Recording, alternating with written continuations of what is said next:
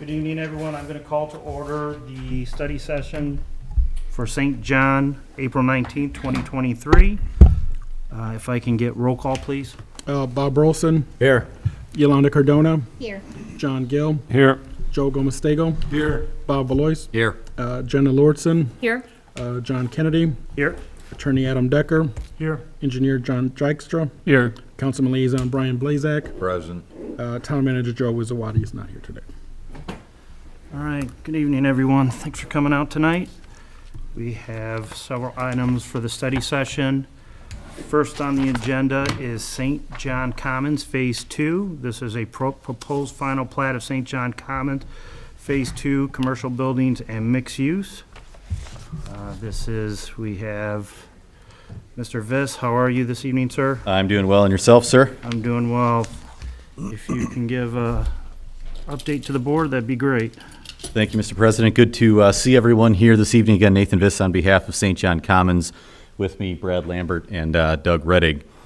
Mr. President and the board, we're looking forward to our next public meeting for the Plan Commission, at which time we're going to be seeking final plat approval for Phase 2. As we recall, this is split out into two phases. Phase 1 is the residential portion. Phase 2 is the commercial portion. My clients are very excited to be digging, excavating, and constructing at that point. At this point in time, they are prepared to be starting and pulling the building permit for the northernmost commercial building on the northern edge of the property, and that's the property that they're planning on. They already have approval from downstate, from the folks necessary down there, so they're going to be ready on day one for that construction. Here this evening, and bear with me, it's kind of detailed. I submitted a letter, but wanted to go through it here. Is we're seeking a collaborative effort to help spur the commercial development that we have at this particular development. As we may recall, approximately a year or so ago, we kind of had a bit of a slowdown. We had worked for a long time on agreeing to some side-by-side paired villas. Town council came back and said, no, that's not what we're looking for. We then worked with the town council to say, yes, we'll agree to modify our plan, and that put us back about 4 to 5 months at that point, and we're looking to make up some ground here and spur additional buildings right now. To assist with that, what we're going to be requesting here both this evening and then formally at the next public meeting is a partnership to stay the implementation of a surety or performance bond or the letter of credit for approximately 5 months for a portion of the public improvements in Phase 2, enabling my clients to put that rather to work in the building and construction of actual buildings. I've handed out for your review a 3-page packet, and if I could turn your attention to the second page, there is a spreadsheet at the top, but then at the bottom there is a snippet of the westernmost edge of the development, right adjacent to Calumet Avenue. And the reason why I highlight your attention to that is the total public improvement cost of all public improvements for Phase 2 is $508,000. But the majority of those public improvements, which is $390,000, fall within approximately 20 feet of Calumet Avenue or directly affect and impact Calumet Avenue. So of the total 508, 390,000 I'm going to coin Calumet Avenue public improvements.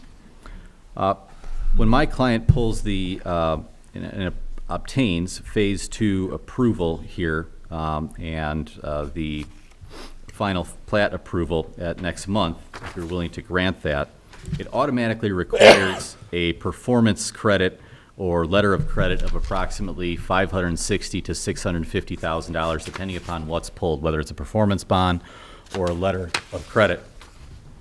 That's going to tie up a lot of money for my client, and here's why, is because based upon the construction timeline that my client has, those Calumet public improvements are not planned to be installed until approximately August, September of this year, just by nature of the build-out of this project as it works its way east to west towards Calumet Avenue.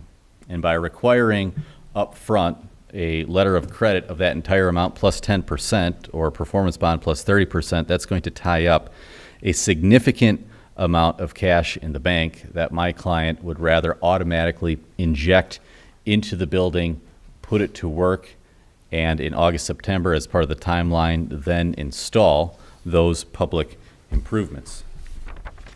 And again, just to break out, as we take a look at the spreadsheet on page 2, actually, I'll turn your attention to page 1, far right side. You can see what remains as part of Phase 2 public improvements. The mass earthwork, which deals with the work that's necessary immediately adjacent to Calumet Avenue. There is the water main installation, which cost is $112,000. There's the curbs, asphalts, walks, and path on Calumet, which is $308. Lime stabilization, $29. Then Calumet Ave streetlights gazebo of $34,000. So what my clients are asking for is that we kind of bifurcate and split the letter of credit that's necessary at the forefront. There is approximately $116,000 of public improvements that are not tied to Calumet Avenue, and then the remainder, $390, which are tied. And what we'd be requesting is that my client would immediately agree to a letter of credit for the non-Calumet for approximately $127,000, and then you would agree to extend until September 15 the requirement for a letter of credit for all public improvements not yet constructed to then be effective September 15, 2023. And this would enable my client to put all of those monies to use right away. Now, perhaps you say, hey, Vis, wait a second. What sort of guarantee, what sort of assurances do we have on behalf of the town that these public improvements are going to be installed and put in? And I would notate a couple of different things. Number one, of the public water infrastructure that my client's being obligated to be installed, it's $112,000 for about 1,100 lineal feet to be installed of a large water main. He's already paid for $50,000 of the total cost of that to be installed, number one. Number two, about 150,000 of these public improvements have already been installed. Some has been inspected, some not. It needs to be continued into adjacent to Calumet Avenue. And I think the third and biggest assurance that the town has is even if the building is constructed, my client cannot get a tenant into that building because there's a follow-up permit that's needed for the build-out, and no tenant is going to be able to get an occupancy permit unless they have water. And that requires my client to, quote, get this done. The other delay that we have that's ongoing in the sense of the installation of this water main, which is immediately adjacent to Calumet, is, as you know, there's been a proposed development before you for comment immediately across the street. So where the T is placed and other infrastructure immediately on Calumet and how that coordinates with that proposed development is an ongoing engineer conversation. And I'd hate to see it that my client has to hold on to a performance bond or letter of credit for an extended period of time, holding up that cash while that dialogue between engineers and the town is ongoing. So end of the day, Plan Commission, what we'd be looking for then would be to bifurcate and agree to extend the implementation of the performance bond or letter of credit for the Calumet Avenue improvements while automatically requiring a letter of credit for those that are non-Calumet.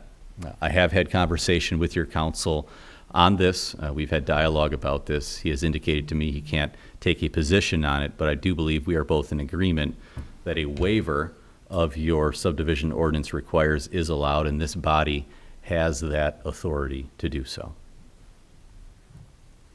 So with that, Mr. President, I would open it up to any conversation with the board as to both what I've presented as well as if there's any questions about the final plat that Mr. Rettig has proposed on behalf of my client. Thank you, Mr. Viss. Questions, comments from the board? When you said you talked to he, who's he? If I was talking about your ordinance out in Mr. Decker. Oh, you was talking to Mr. Decker, so Yes. he's the one that said he didn't have any decision to make on that. I thought you were talking about town council. Yeah, I was speaking about Mr. Decker. I had asked him his opinion on whether or not this body had the ability to waive in a subdivision ordinance requirements such as this. And he had indicated, yes, he perceives they do. It's not often that you find that, but this body does have that authority to do. So I don't want to speak on his behalf, but that's what I was referencing. Mr. Viss, does any of this infrastructure in Phase 2 tie into Phase 1? No. No, the water line, none of the access? Okay. I thought the water line did. The water line does, yes. Sorry, I misspoke there. Okay. Yeah, it comes up into the north. Yeah. So you, Yeah. Phase 1 is already in the ground, the water line there. and Joe, to go to your question, within our SCO, it is allowed to do waivers of the surety bond. But usually the Plan Commission has to follow 3 rules when giving those waivers. One is that if we grant the waiver, it will not be detrimental to the public safety, health, welfare, or interest to other property improvements in the neighborhood in which the property is located. All right. 2, the conditions upon which the request for waiver is based are unique to the property for which the waiver is sought and are not applicable generally to other property. And then finally, 3, because of the particular physical surrounding shape or topography conditions of a specific property. So that's how our ordinance is written. So I just want to make sure the board is aware that we are allowed to grant a waiver if these, or one of these conditions exist. So I just want to make sure, as Mr. Viss is accurate, we can allow that waiver, but I just want to make sure the board is aware. He either has to prove to us that there's no detrimental to public safety, health, and welfare. So the water line not being connected to Phase 1 causes me concern. I don't know if the condition of the waiver is based on unique property or because of particular physical surroundings. So, you know, I understand the working together. My concern is if you guys have to walk away from this site, you know, we don't have anything to sort of, you know, it's going to have to be picked up by the town. And I'm not, in my years, I know, I mean, we don't even waive sidewalks. Yeah. Now we're trying to say, but that's my, I don't know. It's unique, Mr. Viss, it's unique to me for this, so I'm trying to learn as we go along as quickly as possible. But I've got to follow these points 1, 2, and 3 when making that decision. Sure. No, and that's So why. I hope you could try to address those for us. Yep. That this isn't going to affect public safety, health, welfare. I don't know about the condition for the waiver based on unique property for which the waiver is sought, Sure. or the physical surrounding. Now, I understand the issue with the whole coming back from the town to us. That was unfortunate. That, you know, for you guys to go through that. But so, Mr. Lambert, if you want to, could you introduce yourself, Sure. please? Brad Lambert, I'm the managing member of St. John Commons LLC, developer of the St. John Commons development. So I just wanted to mention about the health, the welfare, health and welfare of the residents or whoever might be affected by the development. So with the water main, each time that the water main is installed to a certain point in the development, there has to be both a pressure test and a bacterial test submitted to the town. Obviously Public Works, and to make sure that the line that's put in is obviously can hold pressure for a certain amount of time, as required by the state, and also such that the chlorination process that's been done in the line passes muster, and that's done by a third party outside microbiology lab that does those tests and returns them to the town. Those tests have been done for both Phase 1, where all the residential and the current portion of the line that is in, which is everything to the to the east of Calumet Avenue, and then to the west of the retention pond. So everything that encompasses the 4 commercial buildings that you see in the main commercial plot there. Yeah. So all the water, that water main has been tested and is good to go. The reason that we have to put in the water main across on the west side of Calumet Avenue is because the town requirement is that the entire water system needs to create a loop. So therefore, the only way to make that loop is for us to go under Calumet Avenue, put in new water main, which is picks up the water main that currently stops at the south end of the property. on the west side of Calumet, tie into that water main there, take it north all the way to the Calumet and 101st intersection, and tie it into the T that is pretty much there at Providence Bank. And so then the entire system then becomes a loop, and maintenance of the system by the town going forward can occur by flushing the hydrants at the different locations there. But for the water main that's in now, it's all been tested and it's technically obviously usable far as the pipe that's in the ground. Okay. Thank you, Mr. Lampert. I think to back that up, Mr. Kennedy, if I read your concern correctly, the concern was if this does not move forward, does that make sitting ducks, so to speak, the residential portion? And right now, the water is available and ready to service those residential lots. Okay. So whether or not Phase 2 goes forward, potable water is indeed available and those lots are ready to roll. And it was also a little learning experience because I'm learning as we go. So this is the first time I'm familiar under my tenure that a waiver has been asked for a surety bond. So I just wanted to make sure the rest of the board understood that, yes, it's allowed, Yep. but two, we have to follow these three conditions. Right. Yep, understood, and that's why I attempted to lay out my presentation in that manner. I think what's unique about this particular development is the fact that a lot of your commercial-style developments or residential developments are going to have public roadways or roadways that eventually are going to be gifted over to the town at the end of the project over to them. So there's a significant impetus there on behalf of the town to ensure that those are going to be properly built and qualified and completed at the very end.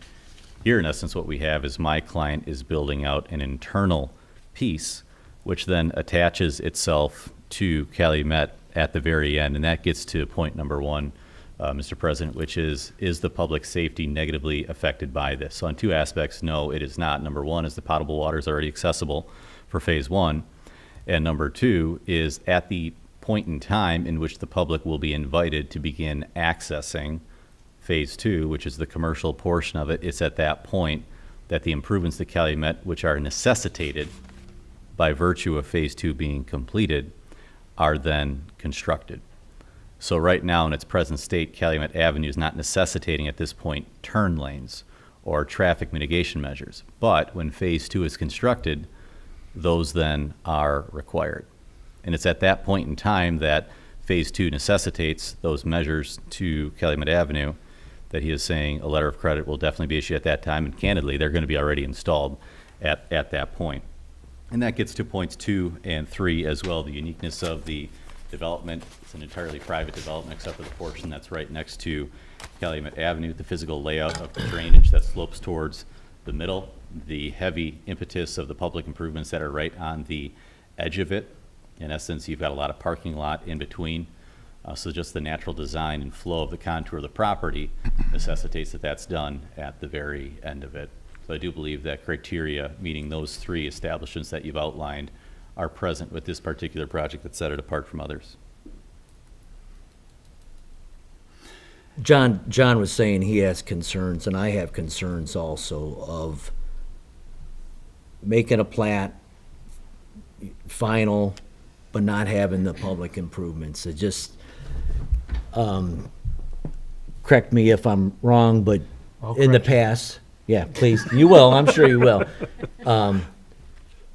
How I understand it, sometimes developer won't have a subdivision platted, he'll put his underground utilities in, and then he gets it platted and then does the rest of the work. Here, what's the guarantee? Okay, you said in September, you'll be done with the building, and then where's this money coming from to do the public improvements that you're Right. wanting to delay now?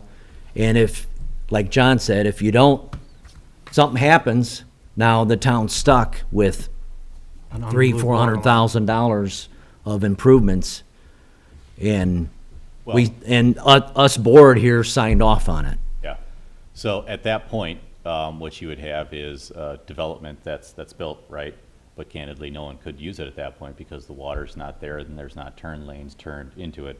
At that point is in essence where the project would be. And what the bank has expressed to my client is once you have physical construction out, your lending capacity is that much more accelerated, and your lines of credit that much more accelerated, whereas right now, we're looking for actual cash bank, backing, letter of credit for these performance, for these public improvements. And what we're requesting is just for a brief 4 to 5 month period, let us enable and put that money to work. And what you're going to have in 4 to 5 months is an asset that has that much more backing and value to everyone in the community. And just to be clear, the total amount of the public improvements that, and this sheet that you're looking at, that was presented to you, is the same sheet that we presented to the town for phase one, final plat approval.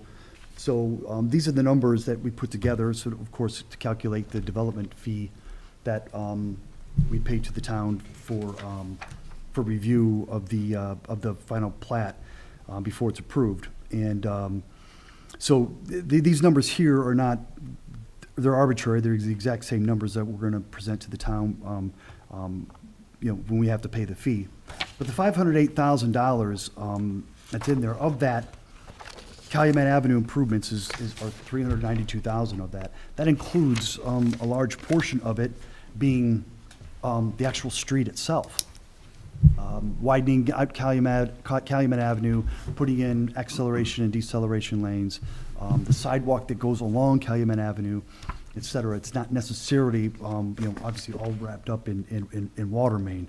It's water main being 112,000 of that, but it does add 392,000 to, of that $508,000 total. Then if we're going to do a letter of credit, that's a $559,000 letter of credit, which, okay, we can do that, but the bank's going to want, $560,000 of cash collateral to us to put up for improvements that we have no intention of making until, obviously, we have a building coming up out of the ground, and we have tenants who have signed leases and are, interested in opening for business in that development. So it's really a timing issue more than anything else. And as far as so what does the town have to guarantee for those improvements? Well, the development, we certainly can't come to the town for a build-out permit for any tenant we have a signed lease with,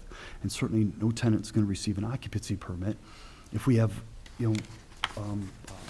public improvements that are still unfinished.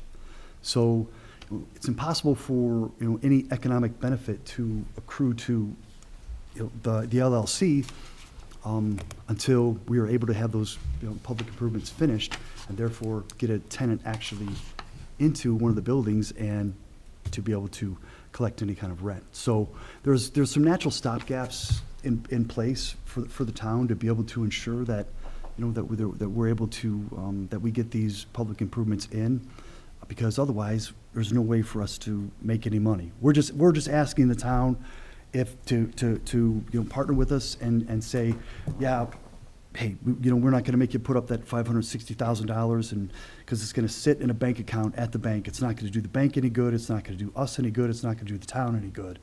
And that money's going to sit there in a bank account until the last rock of concrete is poured for a sidewalk along Calumet Avenue.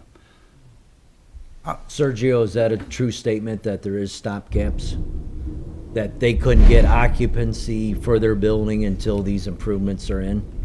There are possible stopgaps, but I would assume that those stopgaps would be identified through some type of agreement that would reassure the commission if they choose to do some type of waiver.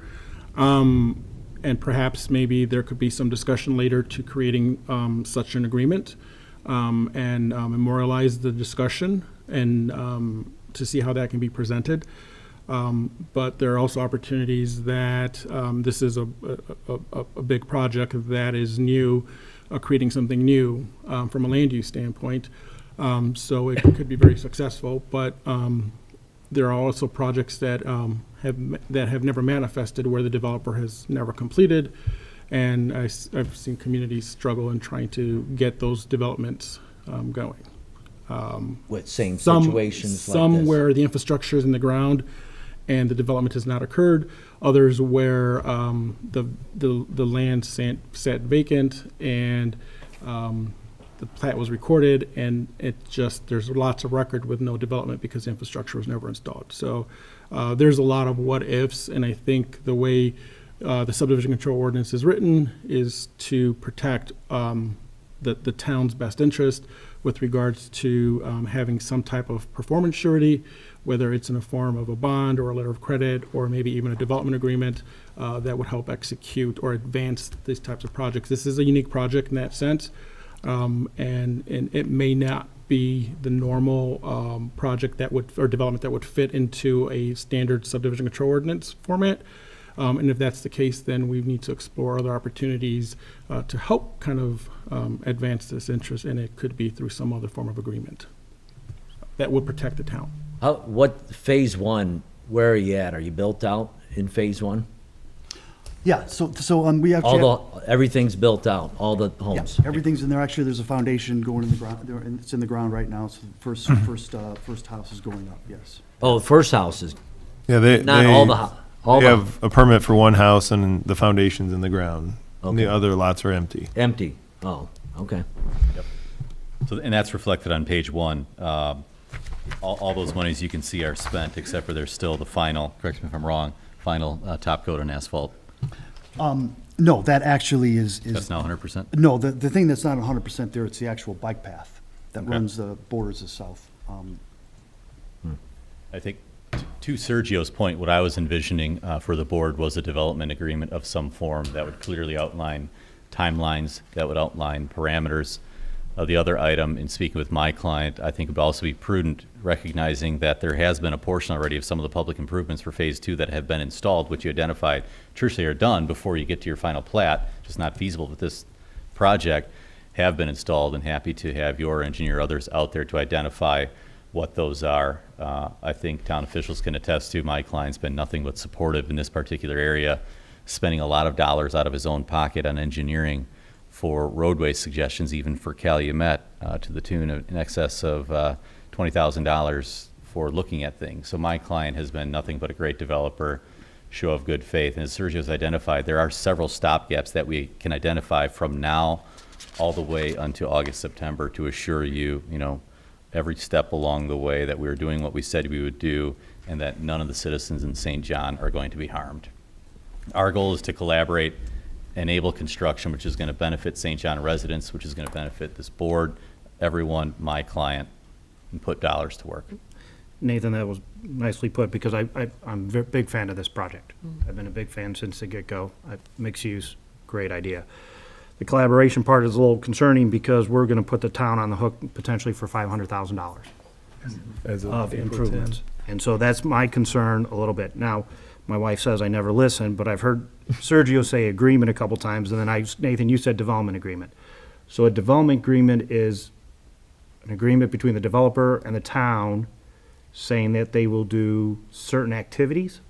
Help me out with this. That would help outline how the scope of the project would continue while there are protections in place for the town in some form that both the decision makers of the agreement feel comfortable with, that they do protect the town. Ideally, there would be some discussion amongst those boards and commissions to make sure everyone feels comfortable, because ultimately the request for the waiver is on the commission. And so those agreements would need to be executed and written in a format that the various boards and commissions feel comfortable with those measurements in place, whether they are, there's different mechanisms or vehicles to try and execute a development agreement, anywhere from clawbacks to a collateral for land. It's just, I've seen. So there is a stick at the end of the carrot, right? So That's- if something happens in between now and September, Yeah. this development agreement will give the town some teeth. And, well, again, assuming that there's a development agreement, and typically they don't occur in 2 weeks. They take several months, and maybe we get to the point of September and we realize that there is that's not necessary, because development agreement may have taken that long for both sides to feel win-win or comfortable in a situation where they feel comfortable. in protecting the town and in advancing the development, so. Gotcha. Wouldn't it be prudent to have all this in writing? I know we're talking about it, but they're presenting this to us in verbally, but I'd like to see some of the options written down so that we could, the town has to look at it. Us, we have to look at it and figure out the best protection for the town. Yep. So hearing this, which is, I can understand what you're going through, but having it written down, option 1, option 2, option 3, so that we could see how the town is being protected first and foremost. That's it. So, And Phase 1, do you own the lots, or does a builder own the lots? No, we own the lots. Yeah, the builder's not, they're buying the lots, according to, obviously as they sell. So that's the way it's currently is, but we do have an intention of him taking down maybe 6 lots after he sells the first couple. But one other thing that I just wanted to mention too, and obviously our primary interest in this is that, if it's not possible, if we can't come to the May meeting, and have all of our ducks in a row to be able to receive primary plat approval, then we don't want to waste anybody's time. Because, at this point of the ballgame, my primary goal is I have to start going vertical in this subdivision immediately. And my investors are anxious and wondering why we're not out of the ground yet. We've been waiting up until this point to be able to appear before you and put this last request in place. And if the town decides they don't want to cooperate with us and they're figuring that there's too much danger involved here, which in my opinion is a bit of a stretch, then we would just say, you know what, I got to come up with $650,000 and give it to the bank and let them sit on it for the next year. Because I need a building permit, so is this, soon. okay, I think you answered my question. Yeah, I think that's where it stands, and it's a bit, certainly out of the norm for us to ask something like this. But what we're really asking to do is we've already completed all of the underground infrastructure to the east of Calumet. It's all in the ground. B&D has put in all of the pipe. So everything considered a public improvement to the east of Calumet is done. I have a bill on my desk for $650,000 that I'm going to be paying for that work that's done. All we're asking to do is to carve out the Calumet Avenue improvements by themselves.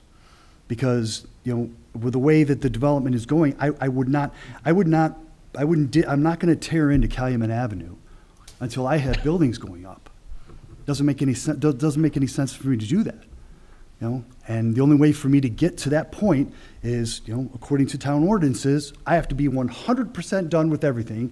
I have to have Calumet torn up, widened, XL, decel lanes, concrete in, sidewalks, water main, the whole shot, all at my expense, and then sit back and wait for things to happen. Well, in the meantime, I don't have a building come out of the ground. I can't tell a tenant to say, yeah, we love the location. We want to put the restaurant in here right away. Perfect. When can we start? I got no answer for him. Because I've yet to get anything in the ground for a building that I can lease. I think to that point, to the commission, is what we're looking for is a cooperative spirit that recognizes the citizens of St. John have to be protected. First and foremost, that's the inducement behind the performance bond, right? But secondarily, I do think, based upon the way that this project has gone, and what Mr. Lambert has just outlined, is that we are looking at full speed ahead. There are safe gap mechanisms that can be implemented to safeguard the town, but that will also enable him to go vertical and get new businesses, new jobs, and opportunities into the area. As I mentioned, we've got approval downstate for the northern building. In the next 2 weeks, I've been told that the mixed-use building is being planned to be submitted downstate for approval. And that, candidly, to the Plan Commission, is what these dollars are going to go for, is enabling bricks and mortar and steel to go in for that foundation, as well. And I'm confident that Mr. Decker and I, in the next couple of weeks, can put together an agreement of form that we can agree to in principle, if not in the details in the next couple of weeks, that's going to safeguard the citizens of St. John. Unfortunately, I don't think we could approve that. A development agreement would probably have to be approved by the town council. So we would have to make a recommendation potentially in May with that development agreement in place, and then the town council would meet potentially, okay. John, Bob, hate to put you on the hot seat. What is your, I mean, you're in Public Works and building, I mean, what, can I get your 2 cents? I mean, this is a little bit above my pay grade, so. No. Well, I've been out there, we tested all the water main, back T samples passed. He's done, the proof rolls passed, obviously, on phase 1, that's all done.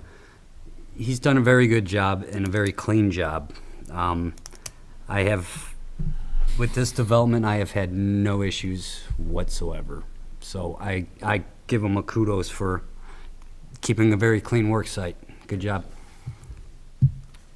Yeah, and with the building permits, we would do like a shell for the 102-21 Calumet and 102-71 Calumet, that commercial buildings would be a shell, and then when the tenant comes in, then they would do an individual build out.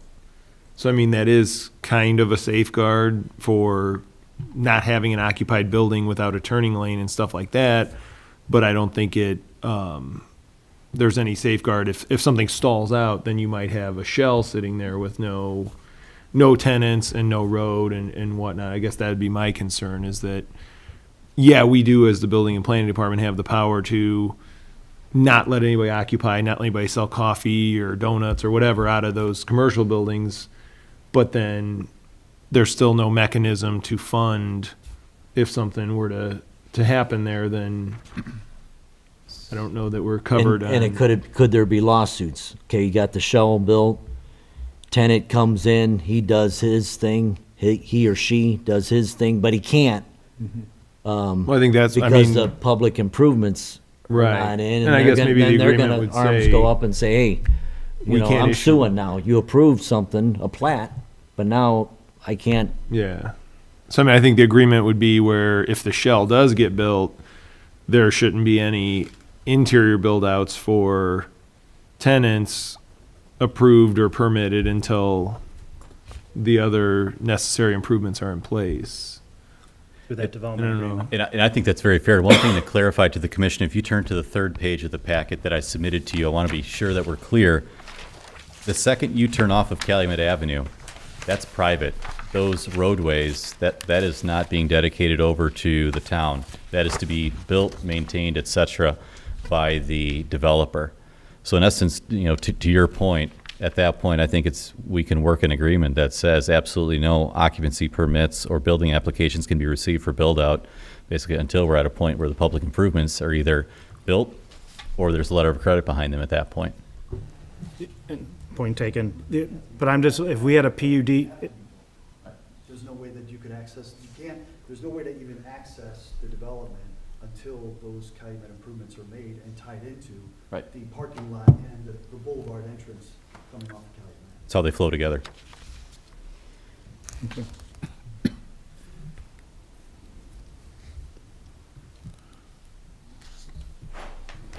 I'm learning as we go. Any other questions? I don't know what questions I'm not asking that I should be asking. John, engineering aspect, what is can you give us your insight on? I can give my insight. I've been out to this site. I would vouch for what Bob was saying. It was a very clean site. I went out there end of December, somewhere early January, something like that, for the first phase approval to check it out. So I think, you know, and I'm not on the plan commission, but the safeguards that you're looking for, I think the last one that he just described would go a long way, maybe to addressing what I think it was what Bob said. There would be, after the shell, the building's up, it won't proceed without the engineering, the public improvements. So you would have to have those really to have tenants. So That's not my expertise, though. Mr. Chairman, Yep. Yeah. Yes, just to be Mr. clear as well, we're not asking that the entire letter of credit be stayed. My clients are willing day one, $150,000 letter of credit, which is not an insignificant amount. And what's critical to note is that there's about, and correct me if I'm wrong, both Public Works and my client, there's about 150,000 of public infrastructure that's already in the ground, so to speak, out of this 508,000.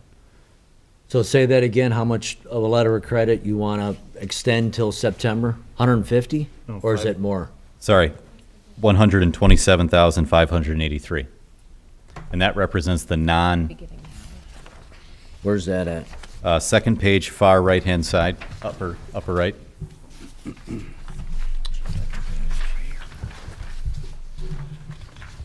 A surety bond would be think it's 150, cut but a off letter on of our- credit is Copy thing. 127.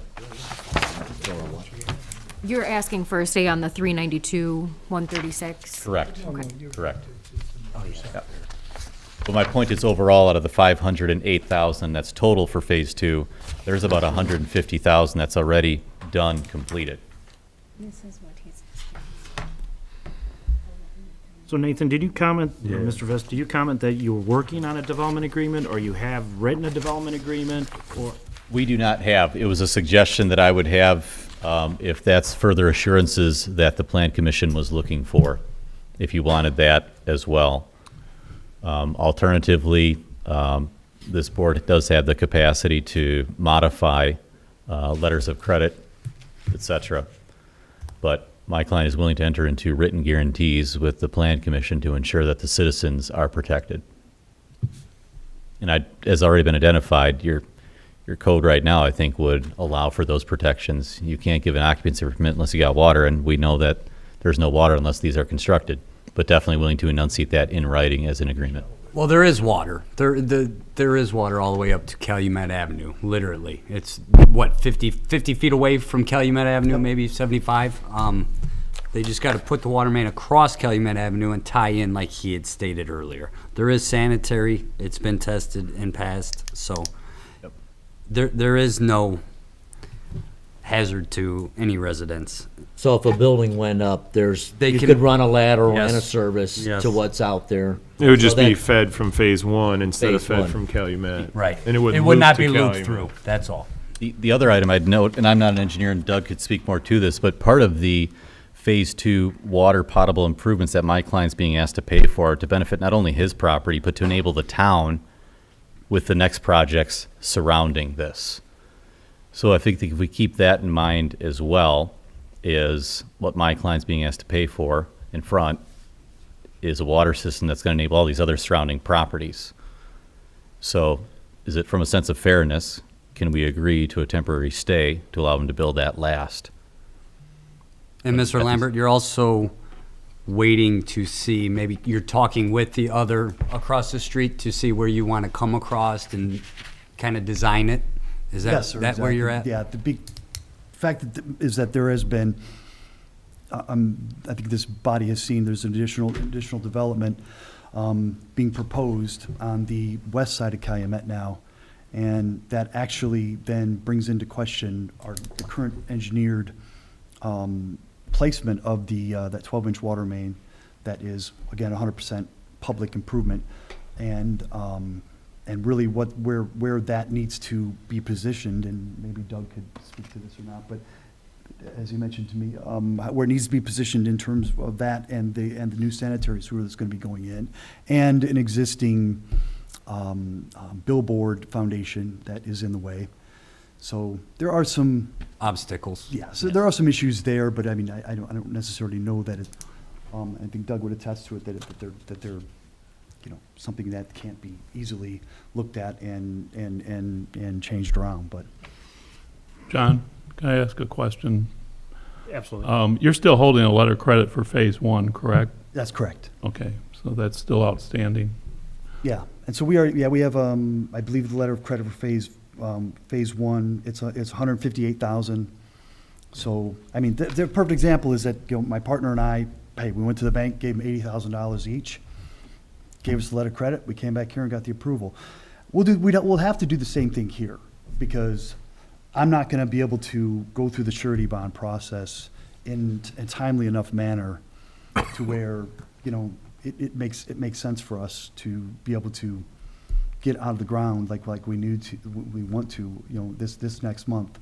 I mean, it's been, you know, we were hoping to be out of the ground by now, and obviously it's been a wet spring, and so as fate would have it, it's gonna line up okay. But what I'll do is I will go to the bank and I'll say, you know, that we need a letter of credit, and they're gonna say, well, great, give me the cash, because that's, you know, I mean, we could use the property as collateral and do things like that, but the only thing we're gonna be able to do is the platted first phase, which are all the lots.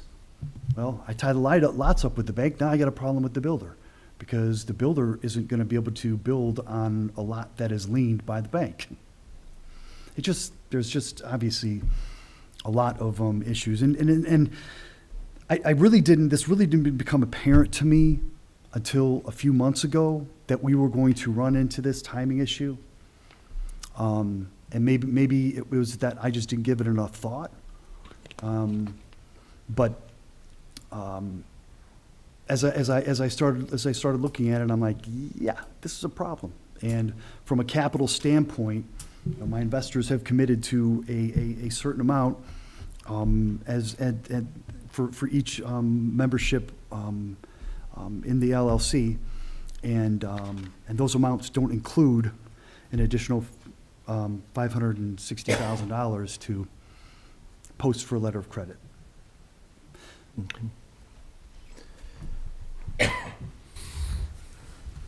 Anybody? No. Just, Nathan, Mr. Lambert, I appreciate your patience with us. This is my first time going through something like this, so I might be a little bit over-conservative. Any type of development, I think my comfort level would go down a little bit if there was something in place as a development agreement. Now, I understand you got less than 2 weeks to get something that's comfortable to our attorney. Then we need time to review it and make sure we're comfortable, and then you still got to go through the town council. But, I mean, I think this might be a big ask. I mean, we don't even approve sidewalk waivers anymore. I think, you know, it's a 7-4 vote, you got to find 4, and I think I would try to maximize whatever type of guarantees you can give this board, I think would be beneficial for your request. No, understood. And we recognize, like I said, the citizens of St. John have to be protected. We've been acting nothing in good faith to this point. We want to continue that collaborative spirit, and I think that there's a way that we can work forward to enable both parties here. Yeah, because I appreciate what Bob and John are saying. I also appreciate what Sergio is saying, and I hope you appreciate what we're trying to do on behalf of the town is to make sure that there's not an empty shell. There's not an empty building sitting there if for some godforsaken reason you guys have to walk off the site. We want to be able to make sure that project can get completed. So whatever other assurances that you feel comfortable providing this board, I think would go, I don't know. I can't speak for the rest, so. I was just gonna say, a lot can be accomplished through if you are agreeable to doing a development agreement, you know, as long as you're putting provisions in there that do protect the town, that we feel comfortable with. And I'm so sorry. No, you're good. And in addition, we may have additional catch-all provisions that we may want to add that would make us feel comfortable as far as protecting the town and doing what we're here to do. So I think a lot can be accomplished, but we need to, like you said, see it to be able to make sure that we are doing the best that we can to protect the citizens of St. John. Understood. We want to work with you guys. I want to see coffee shops. Well, I'm not a coffee drinker, but hopefully you got an Irish bar in there, so that would be good for me. But anything else for Sergio? I've asked John. I apologize. I know you taught. I mean, I hear you say agreement. I think your comfort level might improve with a development agreement. Yes, I've been in communication with a developer over the last couple of months, and we've kind of discussed that, and there's been some discussion internally to try and manifest something in that written format that would help everyone feel more comfortable in advancing this project, which would be a benefit to the town as well. So. And Nathan, just to let you know how I will approach something like this, because I'm new to this, I will rely heavily on those two individuals, and if their comfort level is good, and they say, John, I feel comfortable with this protects the town, my comfort level goes up a lot of ways. So just because I'm new, so I'm learning as we go. All right. I will call Betty tomorrow and tell her to clear Adam's schedule. And Anything else? Anything else for the good of the cause? And get your sleeping bag, Adam. Adam did not think that was funny, by the way. No, I saw his eyes. I saw his eyes.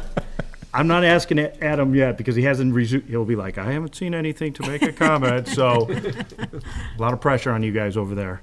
I appreciate your time. Thanks for entertaining us as we go through this process.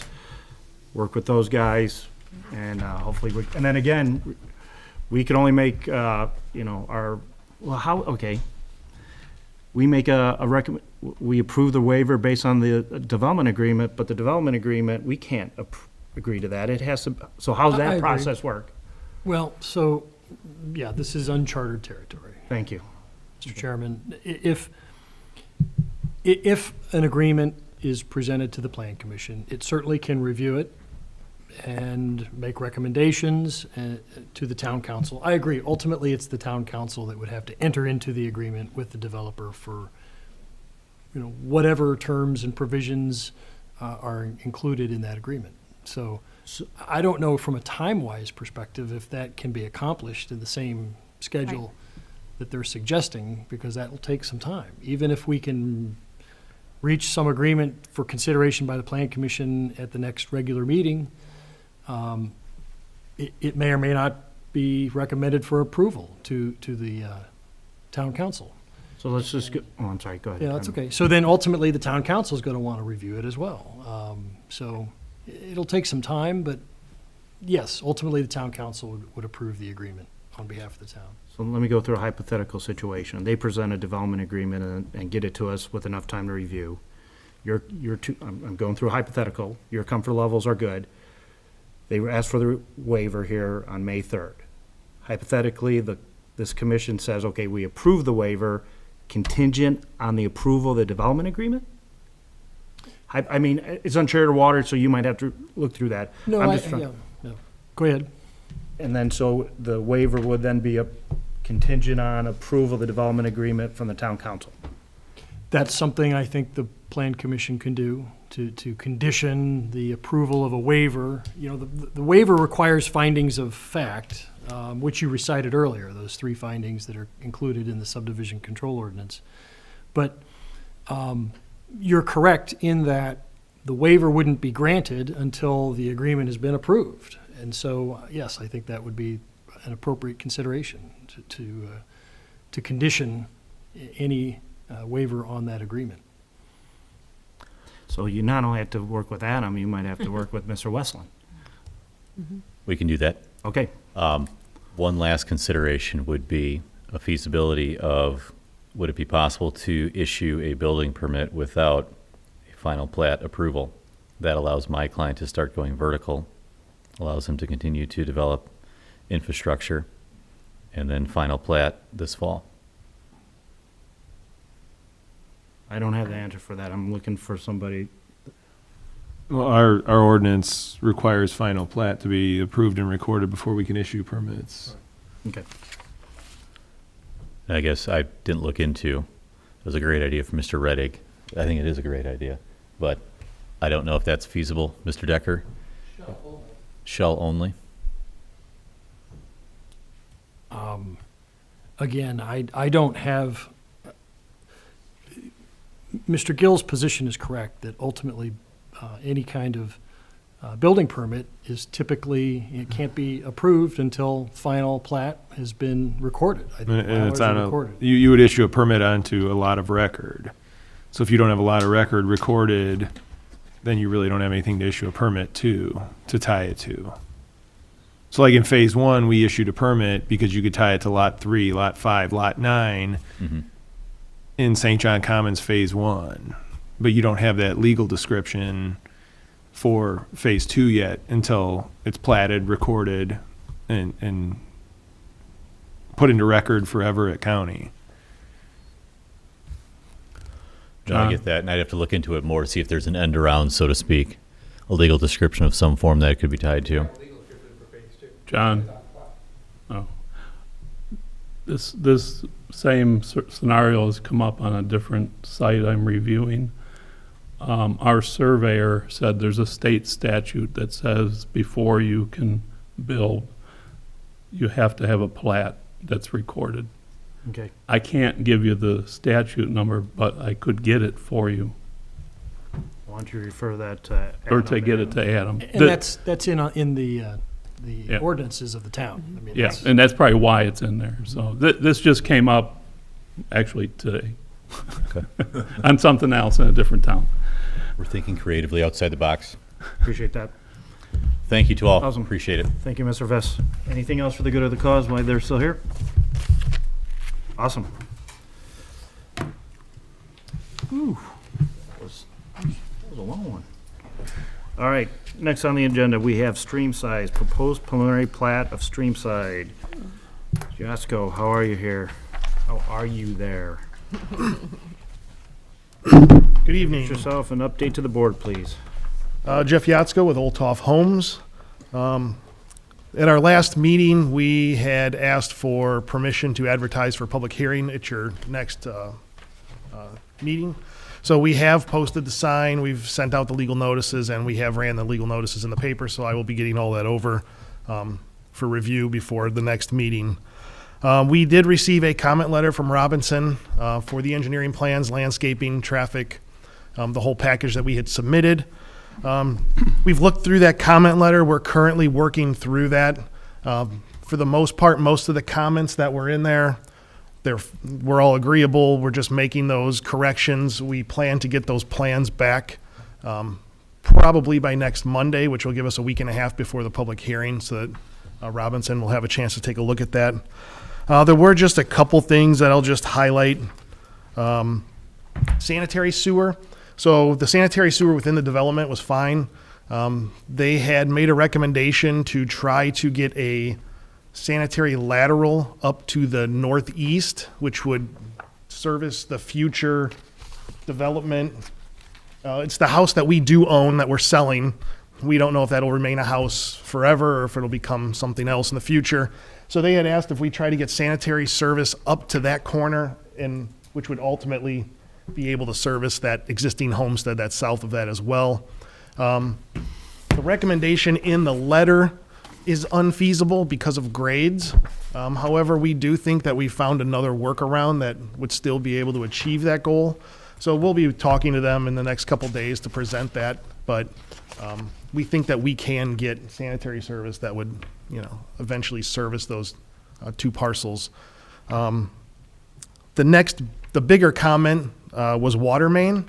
So currently, the way the whole south side of 109th is situated is obviously we developed Summerlin, and Summerlin has one connection that comes from the Silverleaf development on the north side of 109th. So all of the homes in Summerlin are one connection. So as we go east into Streamside, we would obviously be connecting onto that Summerlin water main through the east-west street. And there was a couple recommendations on how we can make more connections into Streamside. So there was one recommendation, the cul-de-sac that we have to the northwest. I don't know if yes, so that cul-de-sac on the northwest. There was a recommendation to take that water main between lots 8 and 9, snake it up the west side of our outlot, and then ultimately connect to the 12-inch line that was installed when we built Silverleaf on the other side. So there is a valve there. So that would, again, provide us our second connection, and it would eliminate a dead end there in the cul-de-sac. So we've looked at that, and we think that, we do not have an issue getting that installed. There was another recommendation on White Oak to connect to, and I believe that subdivision is White Oak Estates. White Oak Manor. White Oak Manor, I'm sorry. So White Oak Manor, so there's a 12-inch line running up White Oak to the north and to the east down 109th. So we were asked, there was a recommendation to try to find a way that we could get a 12-inch line south down White Oak, which would then tie our community in on the east on White Oak as well. The recommendation in the letter shows the water main running down the west side. That becomes a bit of a challenge because, again, we do not own that little homestead. I shouldn't call it a little homestead, but we don't own that homestead between the house that we own and what will be the subdivision. So I did have a conversation with the property owner on the east side of White Oak. The because for one, per the ordinance, you guys also, I guess you don't require, but you prefer the water mains on the north side and the east side of the right-of-ways. So I did have a conversation with the property owner on the east side of White Oak. Now, there would be two property owners that I have to deal with, but they were agreeable to consider an easement so that I could run that water main down the east side of White Oak, and then ultimately we would make our tie-in at the south intersection, which would now give Streamside 3 connection points. So we'd have a connection at the 12-inch at the northeast corner of White Oak and 109th that would run through Streamside. We would also still add that connection through the cul-de-sac, eliminate the dead end, make that connection at Silverleaf, and then also make that third connection into Summerlin. So now we've kind of looped the whole entire system through multiple means. There was one additional recommendation, and that was to install a 12-inch water main along 109th running east and west.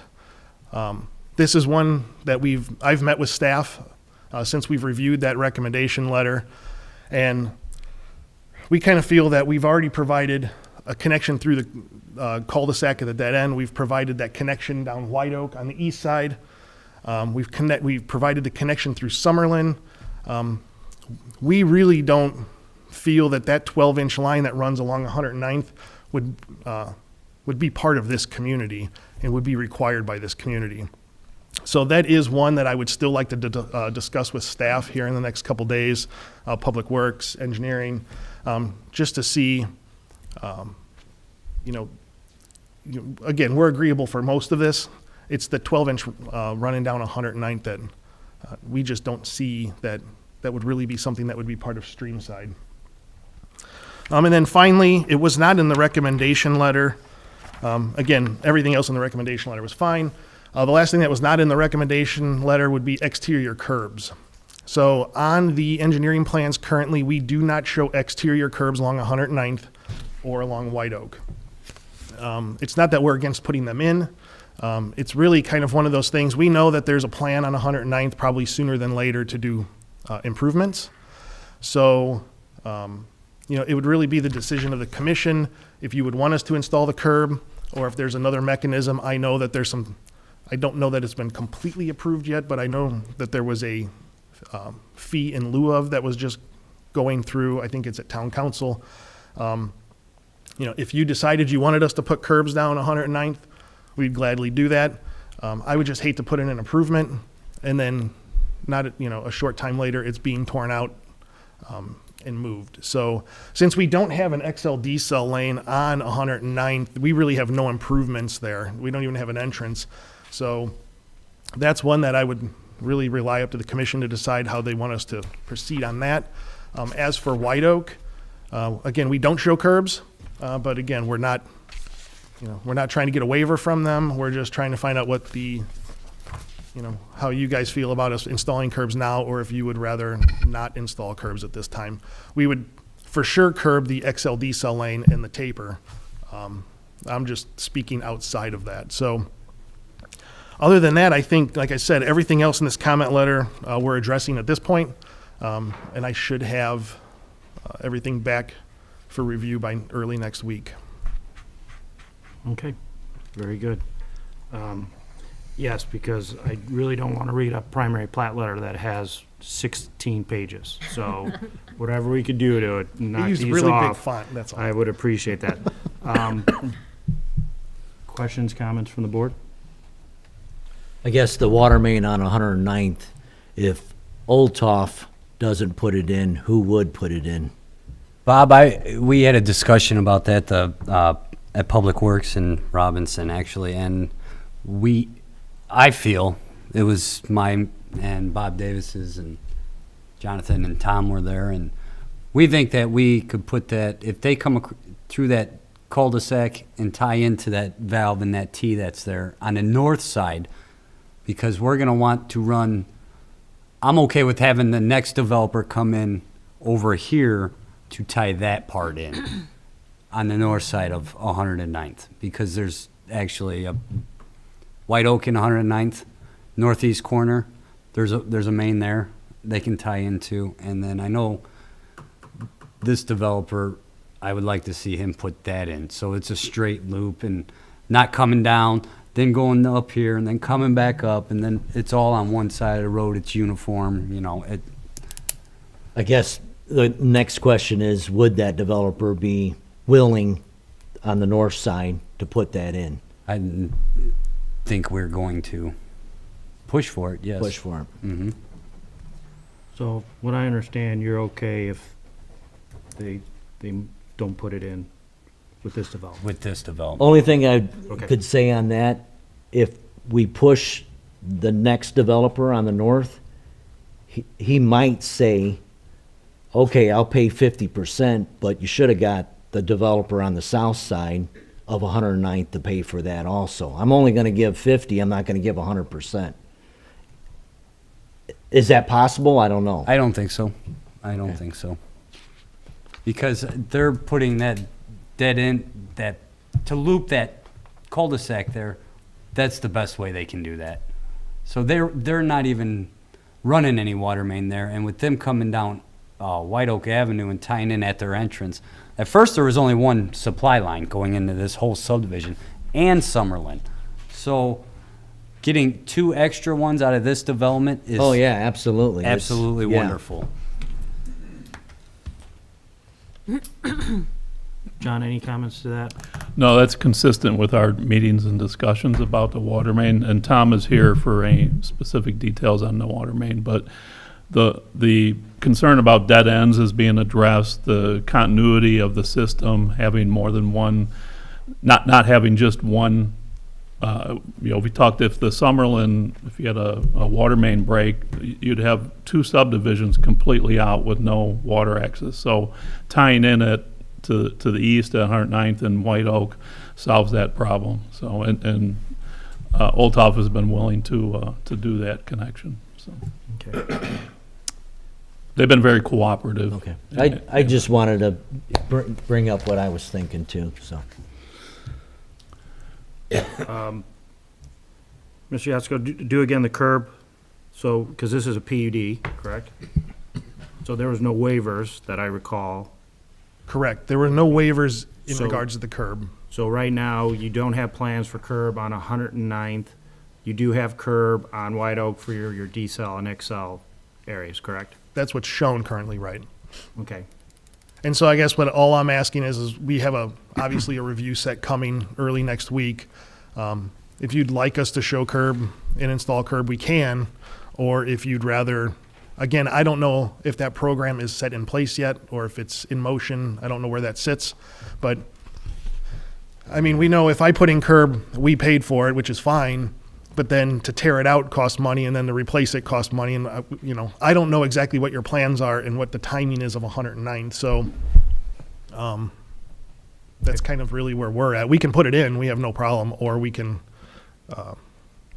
either do a fee in lieu of, or however you guys want to proceed with that.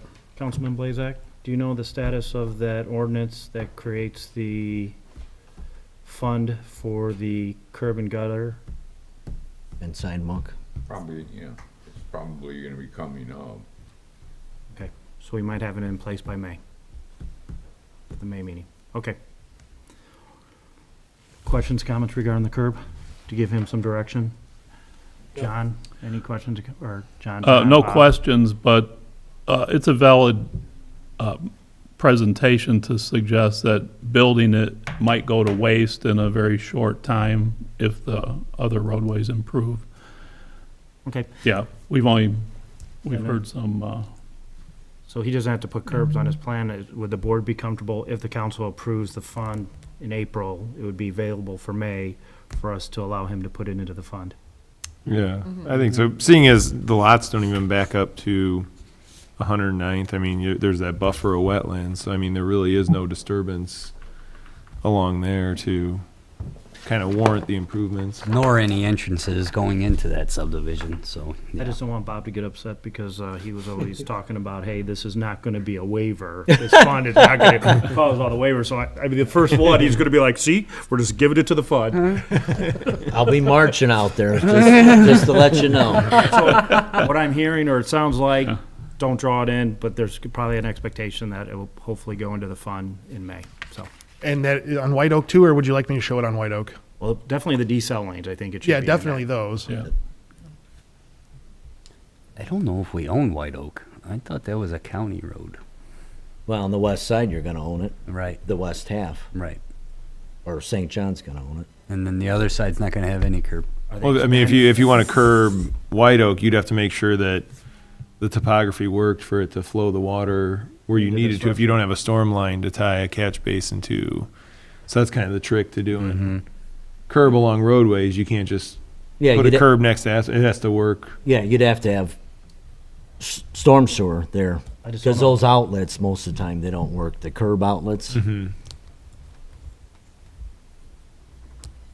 Show it to the end of the XL decel, a couple feet past, and then let's go from there, and then we'll see what the board says. It seems like that's the direction they're going with. Okay. Could be wrong, Jeff, but we'll see him. All right, thank you. Thanks, Jeff. Next on the agenda, we have Artesian Well. This is a proposed rezone from R2 single family to C2. Tough ones. Good evening, Doug Reddick from DVG.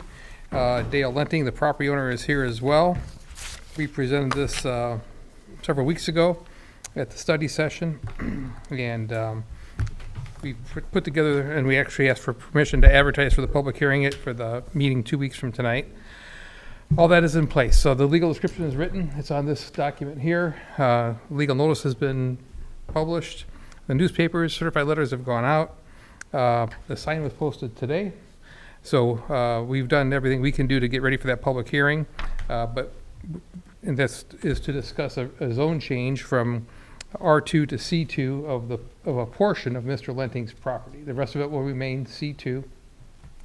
And as we presented a few weeks ago, the intention is simply to build one building for his business on this lot. So it's really that straightforward. I'm sorry, Doug. Questions, comments?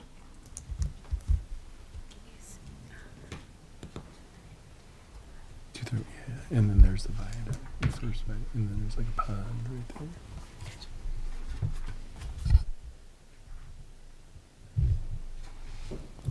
there.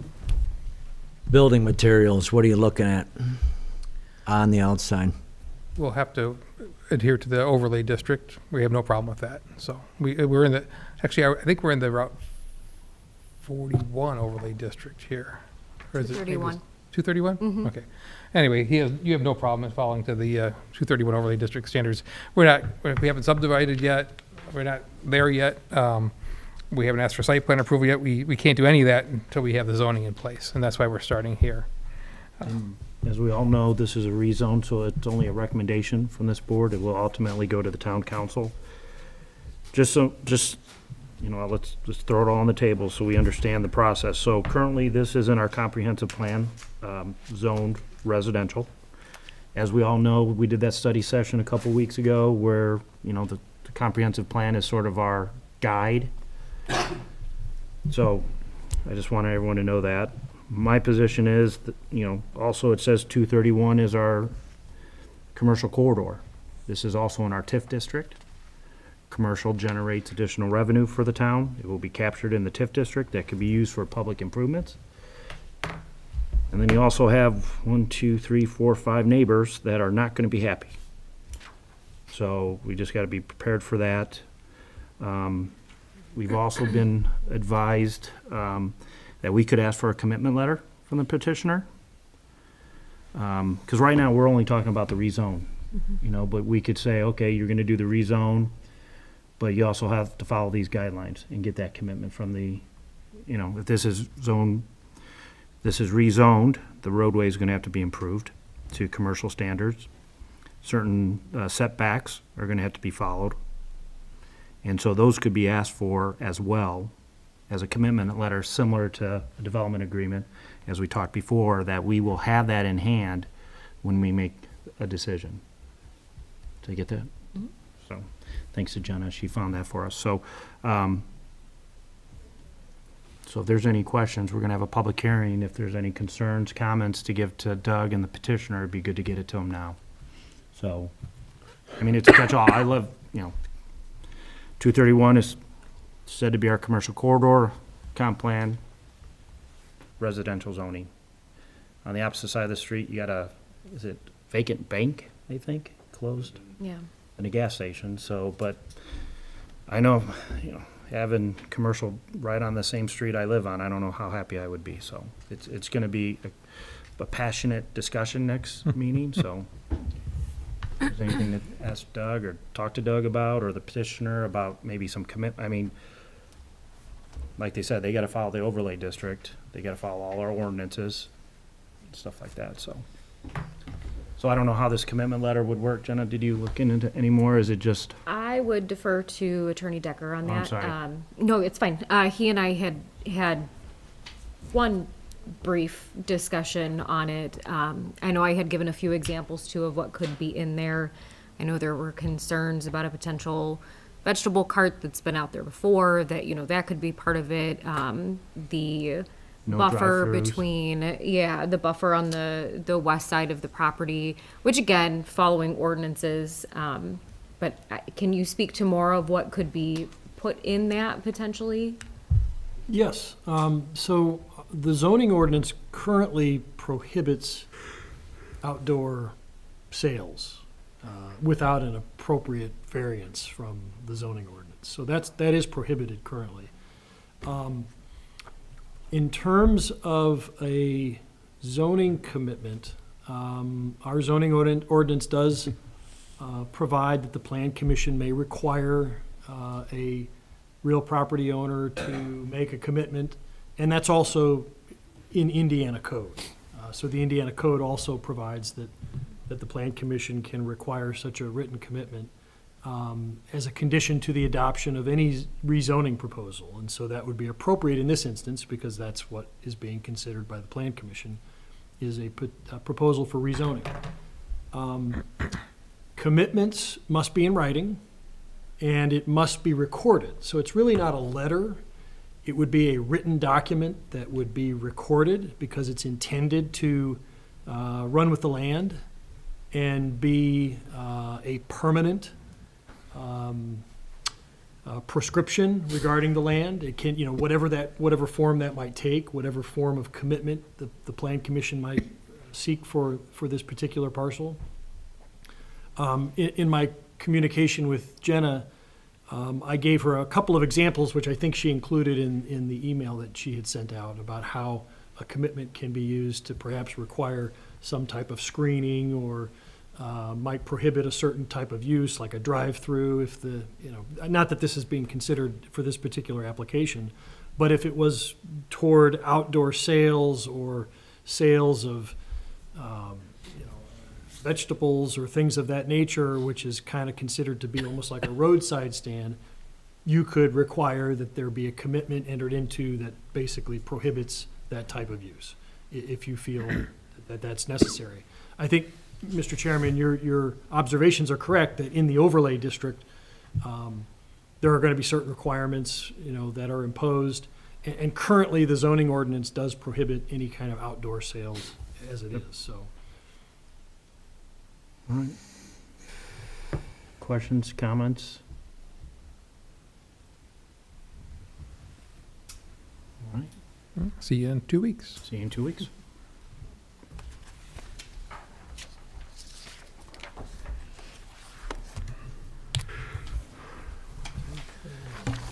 This one's gonna take a lot of my time, because this is my next door neighbors, right this. I live right next to Castle Rock, so I'll pay we're close gonna attention. get into the weeds on this one. All right. Really? Yeah, no, all right.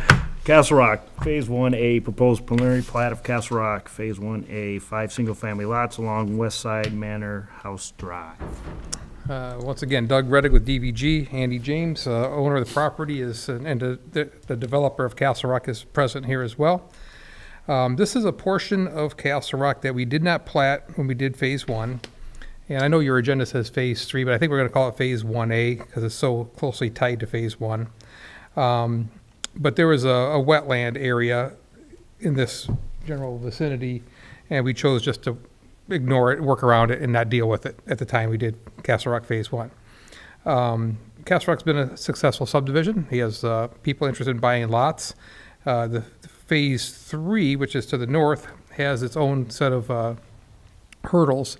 And Andy came to me and said, hey, what can we do to get more lots? And he looked at this piece, and I said, well, we can make the wetlands go away. And there's a way to do that. It costs money, but there's an avenue to do that.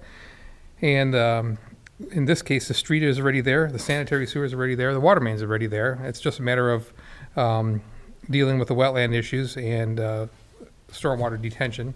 So what we're proposing is 5 lots. Doug, Again, can you hold on one second? Yep. Sergio, you got to go north and a little bit west. Keep on going north. Keep going.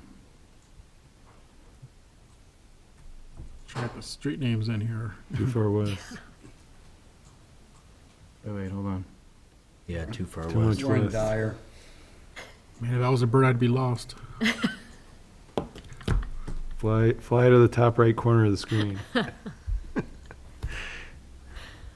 There we go. No. Nope, this isn't it? I No. don't even know where I'm at. Is You got it me. up there to the right? go north. Saddle Creek. We're in We're by the Munster. preserves. We're in yeah. Munster Now go now. straight north. Yeah, straight north. Fly straight north. Getting there. Oh, there's my house. All right, I can say no. There's the water tower. One more. Keep going. A little more. About There there. we go. Boom. A little. There you go. Right There there. you go. I'll zoom in. Good job. So that's, where that curve in the road is, that's what we're talking about. So the street's there, that was part of Castle Rock Phase 1. Junkie house. And would ask about putting 5 lots on the west side of the road there. So where's the road going through? It's that stub that's already there, right? No, we're not messing with that. All we're doing is putting 5 lots along the existing Oh, road. right around the curve. Yeah. Right along the Yeah. curve. That's all there is to it. Lots there already. You can't even tell that there's. Well, but there was a wetland, so that's really the hurdle here. And we have to add 2 more sanitary stubs, I think, Andy? I'm sorry? We have to add a couple sanitary stubs. I already put 3 taps over there. 3, yeah, so we have 3 taps, because we knew we were gonna do this. We'll have to add a couple more sanitary taps. And of course, take care of the rear yard drainage. And so the outlot that we're proposing on the west side will be for stormwater detention. We're outside of the pipeline exclusion zone, because we do have a pipeline behind the property. The lots far exceed your R2 zoning size. The minimum is, we're over ½ acre even for R2 lots, and 2 of the lots are an acre in size. So it's, it definitely meets your R2 ordinance. The reason those 2 lots on the north side are so large is there's an existing 48-inch storm sewer that kind of runs right down the middle of them that we have to work around. It's too cost prohibitive to move a large sewer like that. So we'll get a couple nice big lots there for people that want a little bit more space. And we've already seen that in Castle Rock, where a couple people bought 2 lots to combine them. So this kind of helps out with that issue too. So it's very straightforward. No significant, well, actually no public improvements whatsoever, just other than the detention basin. So we haven't started engineering yet. We just wanted to present the concept, make sure everybody likes the concept. Should add some nice high-value houses to the town. Doug, Go ahead. You go. Wetlands, you mentioned wetlands. Is that going to stay on the lots? There's No, wetlands on the lots. We're going to mitigate them. Mitigate 'em. We're going to pay the tax, if you will, to make them go away. We've already got the wetland consultant looking at it. Okay. So it's not huge, it's small. And the lot values are high enough to support making them go away. They're not high quality, they're just not large. Just looking at that, 2 rear yards. I can't see that. Doug, can I ask the status? I know when this development came in, there was discussion that roadway will connect to a development in Dyer. Can you give us an update on that? Sure. That subdivision in Dyer is starting construction right now, and I've been working with that developer too. Early on, we presented a sketch that could extend his street all the way to his east line, which would be the west side of Castle Rock. He's not building all that subdivision right now. We didn't even design the whole subdivision. He owns the property. The likelihood of that road going through is waning because of wetlands again, and it's very cost prohibitive to put in that much road through the wetlands, and then there's also a significant ditch crossing. Well, I'm not saying it's impossible, but, there's still another way to do it as well. But it's he's only building the very first phase of his project, and he hasn't even designed the second phase where that crossing or that connection would be. Okay. Yeah. Yeah, to have that connection, I know we talked about having that It's important. Castle Rock to tie in to eventually to Sheffield. I think that's Sheffield there. Yep. Just to help relieve traffic on southbound on Sheffield. Yep. And there's also Calumet Avenue as another way to make the connection. It's a problem no matter what we do. Yeah, So I know. that's one reason why there's been delayed. Yeah, and Calumet Avenue, I understand the residents were not And happy for it's that not all to go public through. right away, so there's issues with that. But It's there's not also public right away? going north. Yeah. It's not all dedicated. Some of it is, some of it's not. Okay. But if you look, yeah, right there. So in Whispering Woods, there is right of way dedicated, and we've left provisions for the Meadowbrook is a new subdivision that's getting started, where if it came down to it, we have to have that connection. We could do it right there, right where the cursor is, and connect to Whispering Woods, I think it's called. Yeah, right there. So that's the second option. But there's actually 3 options, but that's one of them, and that's the one that's their right of way is already dedicated there. The GIS is actually incorrect. It's not dedicated on Andy's property. So the north-south portion of the right-of-way, right where the cursor is, neither one of those right-of-ways are dedicated yet. That's not a correct drawing there. But the stuff to the west is dedicated. Okay. And there's wetlands in there too, so another wetland issue. And we have Dyer Ditch. So that's the big hurdle, is now we got to cross the ditch. And that's expensive. Doug, just going back to the 5 lots. I know lot 1 backs up against 2 rear backyards. Any Yes. way to just extend it, make that one wider, I guess? I don't know if it works or not. It's huge. Okay, That's a 1 acre lot. okay. With ample extra room there. That's just one of my, I understand the reason why you have to do it that way, but just, okay. You're just gonna have someone's side yard next to 2 backyards, so. Any other questions? Comments? All right, Pretty easy one. yeah. Thank you very much.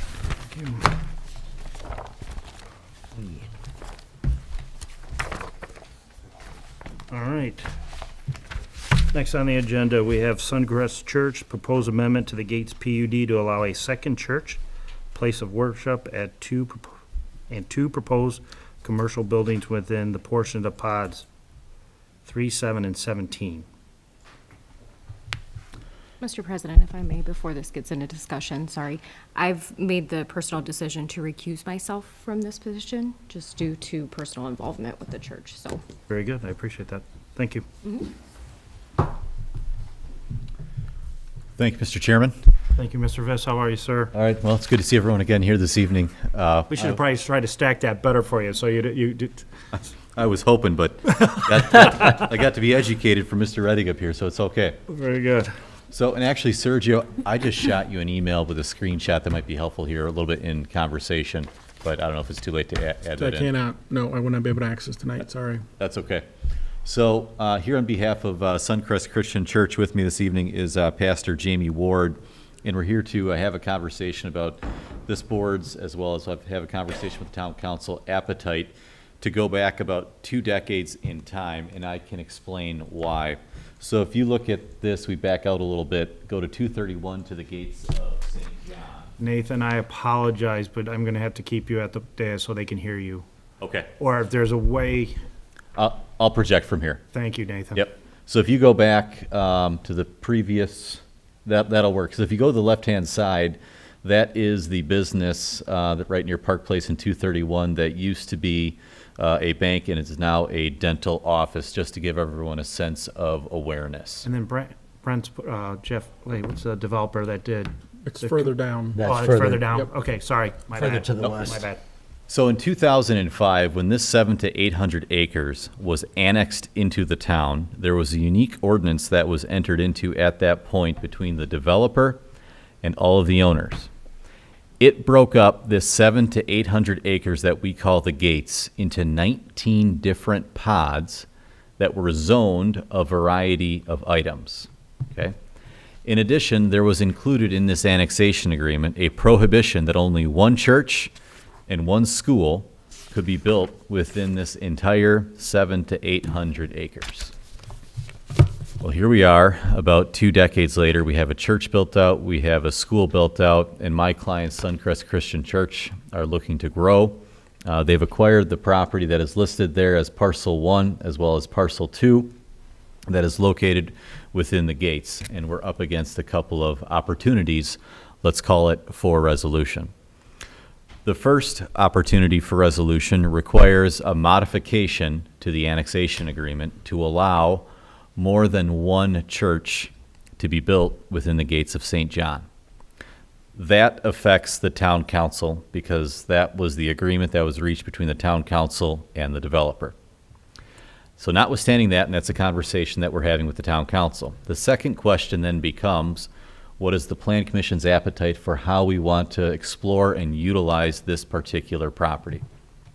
As it currently stands, this property is part of 3 different pods that were originally apprised or assessed in 2005. The majority of Parcel 1, as it currently exists, is comprised of Pod 7, which in 2005 was given an R2 PUD zoning. If you look above where the dental practice is to the north, the top half of Parcel 2, about a half to a third of an acre, is part of Pod 17, which at that point was B2 and R4 PUD. Then the remainder on the outskirts of Parcel 2 down along 231 is part of a different pod, which would be Pod 3, which was granted an R2 PUD. So currently, as it currently is zoned, there is not much, quote, financial benefit to the town or the TIF district with its existing use. What my clients are proposing is on the screen before you. I think there is a second page that we can turn to. If not, I've got a handout that I can approach the board with.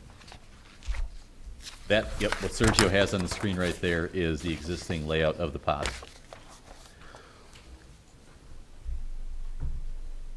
Could I approach Mr. Kennedy? Absolutely.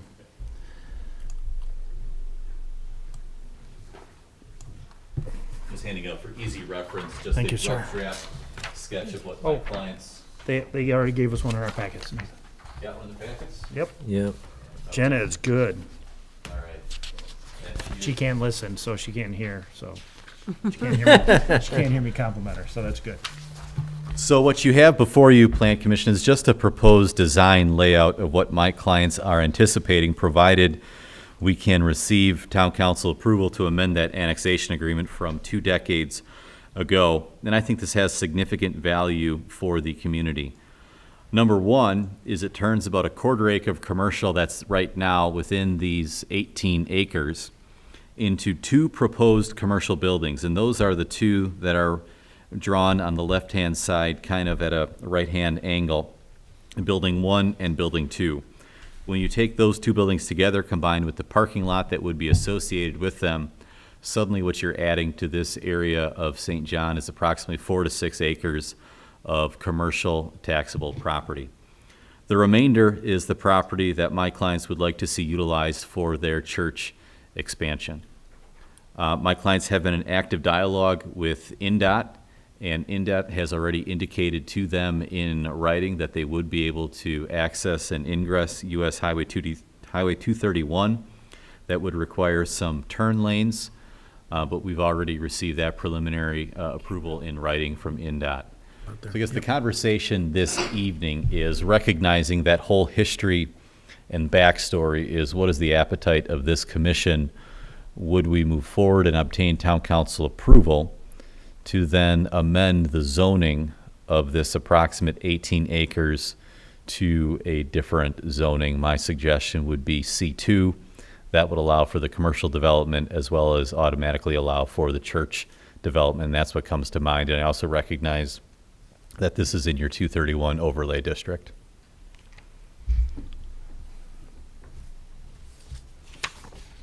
So, as Mr. Vista said, so there are two things that go in at the exact same time. So the agreement with the developer 2 decades ago was directly with the town council. And so that agreement needs to go through the town council as well. Any changes to the PUD. Right? Well, I'm sorry. yeah, if I may, Mr. Chairman. Thank God I turned it off.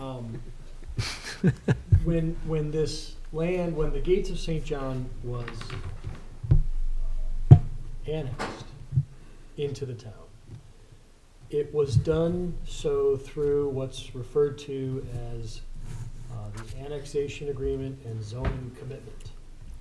And so that document, which served to annex all of this land into the town, also served to designate the property as PUD and then designated these various pods with specific zoning classifications therein, you know, for the overall development. The document, essentially the zoning commitment, basically had restrictions on certain items, how many churches and how many schools. And so that zoning commitment, that part of the zoning commitment to allow more than one church within the gates is something that the town council would have to consider and approve, because the commitment that was made by the owners at that time essentially was, we're committing to not have more than one church within the development. And so ultimately, the town council will have to consider whether it will allow more than one church within the development as a whole. So that's the town council part.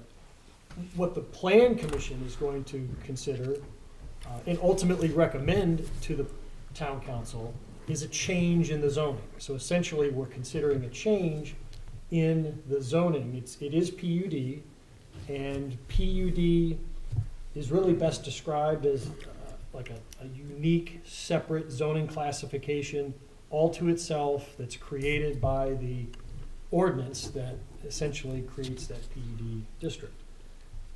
And so in this case, that's going to be amended, and as with any typical rezoning, the Plan Commission considers that, will make a recommendation to the town council. The town council ultimately will vote to determine whether the zoning will be changed in accordance with the application. So the current zoning now is PUD. Yes. Yeah, Okay. It's all PUD. The entire gates is currently PUD. But like for pod 7 is R2. Yeah. 2. I don't know what 3 and 17 is. 3 is R2 PUD. R2. 7 is R2 PUD. And pod 17 was labeled B2 and R4. B2? B2. B2 and R4. B or V? B as in boy. B is in boy. Business. Yep. And that was just a small little segment B17 was, or pod 17 was. Questions or comments for Mr. Viss? All right, I'm going to jump in there. So you talked about 2 commercial developments, or 2 commercial buildings, let me rephrase that. So you got building 1 and building 2, and it looks like, I'm sorry, I don't have my glasses, you approximately have 45 parking, so all that parking around building 2, let's go to building 2, is specifically for that commercial development, or commercial building. Correct. So we would tie in with what's required per the town code, but you're looking at 13, 14, 18, and then for So that's approximately 27, 37, about 40. And then for building 1, there's about more than 20 that are tied to it. And I anticipate, and again, I'd have to talk to our engineer that's been drawing this, but just roughly looking at, you're looking at that's total 4 to 6 acres between just those two alone and their parking that's affiliated with it. And then the remaining parking along 231, along the, I would imagine that, or by the church, is all parking for the church. Correct, and like any mixed kind of, I'm not going to call it a mixed-use development, but it kind of is. There can be cross easement agreements for cross parking if necessary. So Nathan, they gave you a bunch of good petitions today. They were working.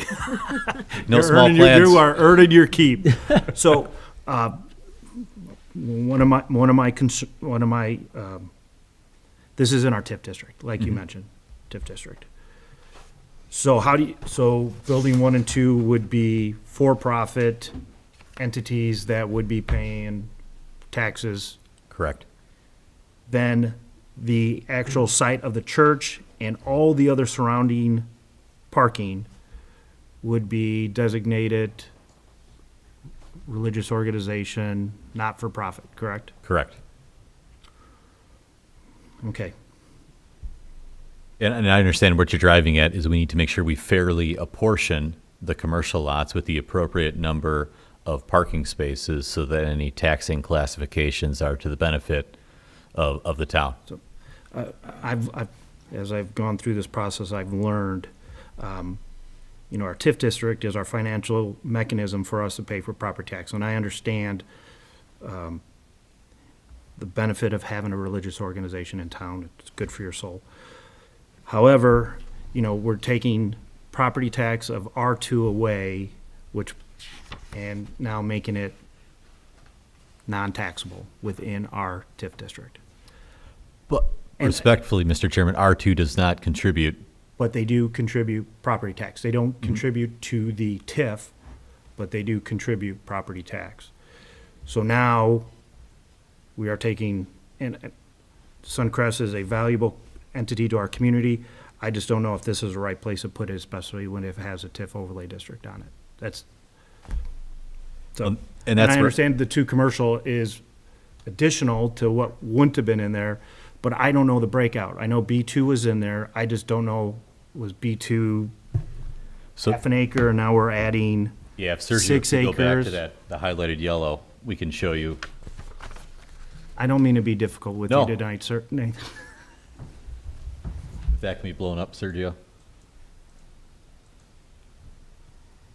B2, where's that? Basically, Mr. Chairman, on the screen that's in front of you there, the item that is highlighted in yellow, kind of the 2 parts that jut towards Park Place are in essence the only places right now that you have that are zoned for commercial use. And as you can see, what's on there right now, that's a de minimis portion of it. That's zones 17. The majority of it right now is zoned to be R2 residential. So really, and again, we can talk to a financial consultant, but we're taking a piece that right now is really adding no value to the town, converting approximately in excess of a third of it over to commercial use, which is going to have significant value to your TIF tax base.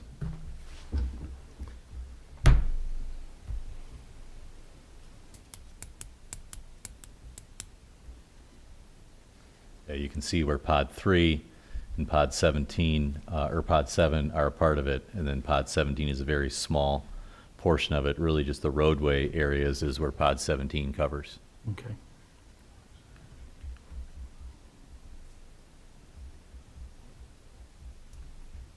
Have you done, so is there any connectivity, are those dry, so there's no connectivity to the, well, this is a Sony, I'm sorry. I'm getting into site plan discussion, this is Sony.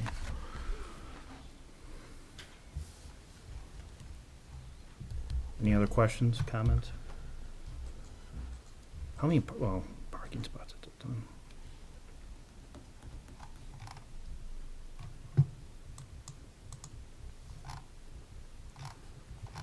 So Adam, so we, potentially at the next meeting, we go for a public, approval for a public hearing for the rezone? Is that the next steps, process, procedure?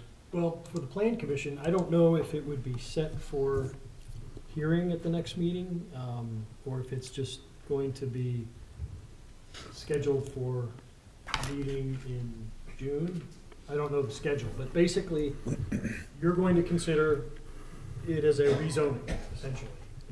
And remember, as I said earlier, with a rezoning, you can impose reasonable commitments, whatever that might be. You could say, well, it could be the number of parking spaces that you alluded to, a certain minimum number of parking spaces. It could be, a requirement that it be used in a commercial use. That the commercial buildings can't be used for anything other than, perhaps won't be allowed in a C1 district or C2. I think that's the proposed change is to the C2. C2 district. So. Yeah. So we could potentially request or that anything in the commercial district is not a nonprofit type event. We can control that.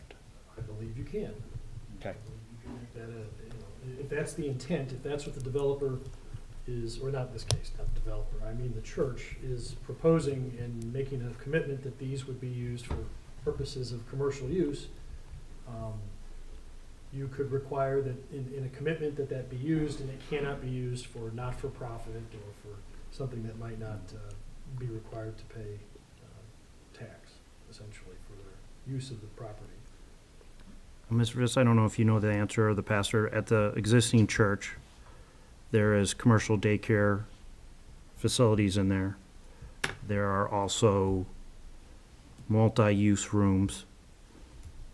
Is this 91,000 square feet going to be just a larger version of what currently exists? And so some of it out of the 91, a percentage of it is actual church area, and then they're going to have daycare facilities and that associated with the church?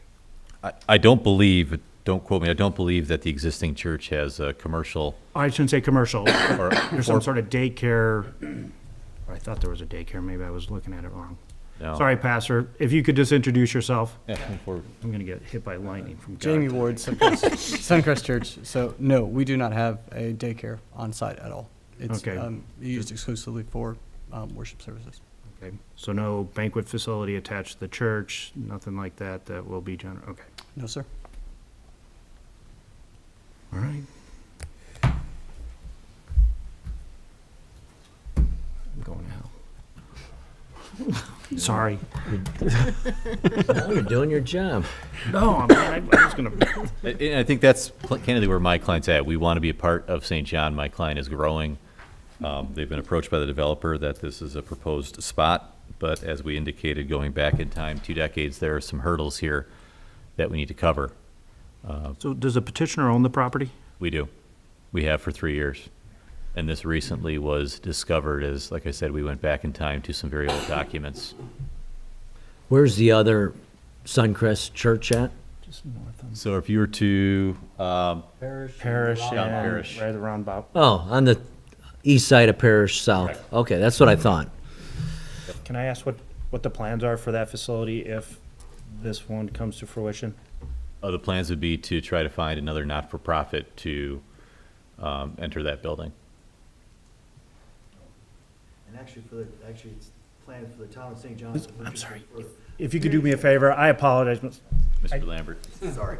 If you could introduce yourself and. Yes, so Brad Lambert, I'm actually a member of Suncrest Church and leader of the business consulting team who's helping obviously in this project. So, but you know, one of the I just said that in jest, but you know, we had you know, obviously it's spoken to the town in I believe the Parks Department in the past regarding the possibility of that church facility becoming a possible location for community center, but I don't know to what extent that those conversations actually progressed at all.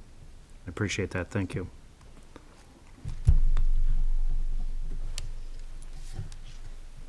So I guess, Mr. Chairman, the question that I would have is there's a lot of work to be done here from a legal and engineering perspective moving forward.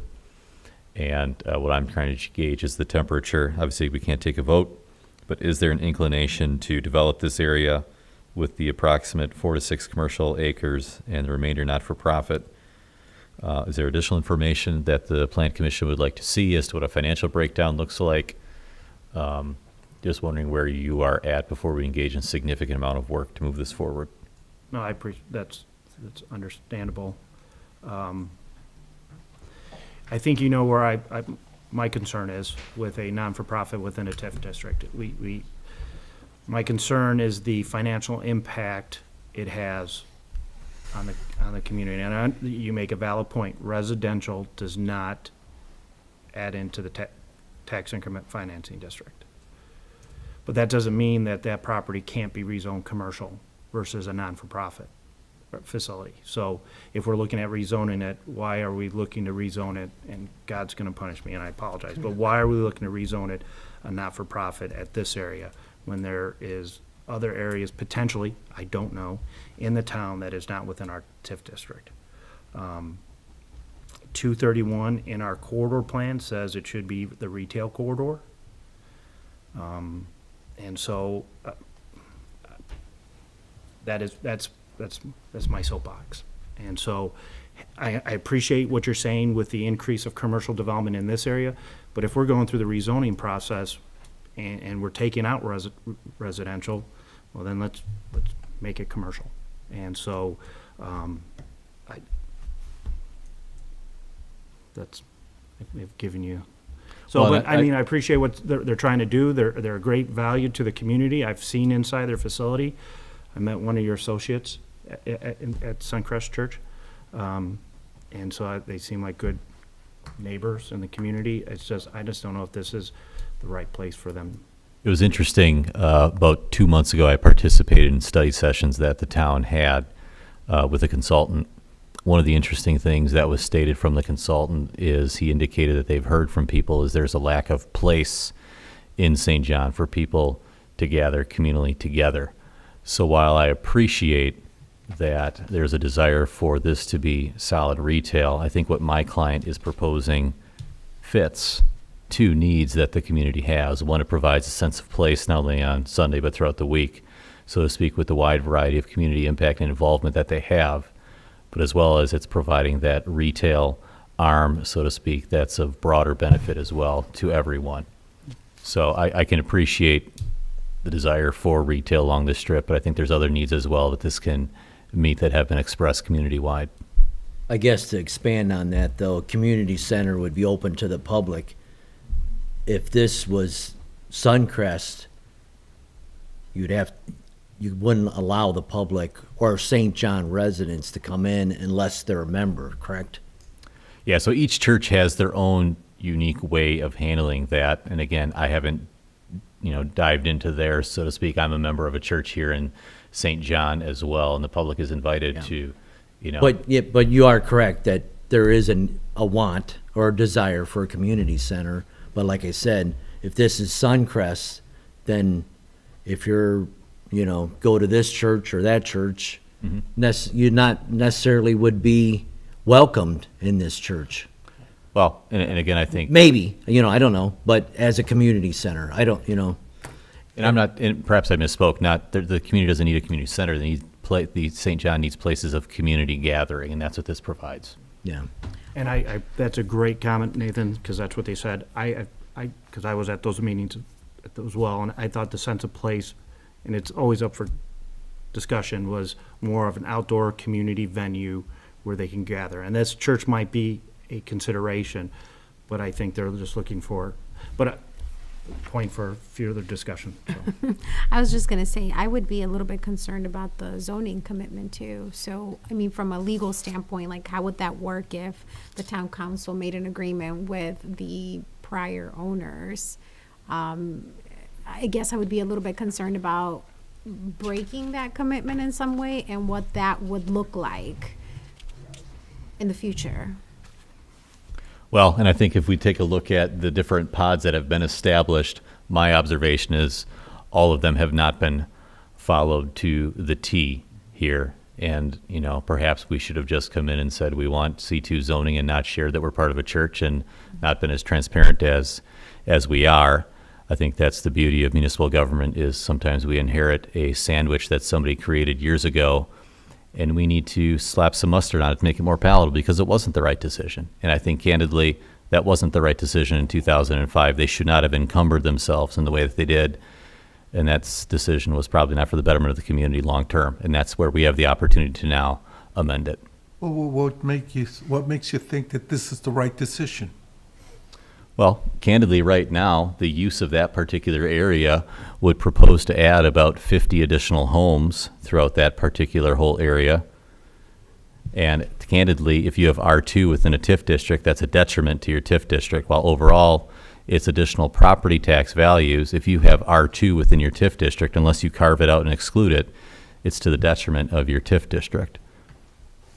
So what this is enabling is for what the town has identified as part of its master plan to enable retail, is to say, right now in this corridor, what's there right now doesn't fit our master plan.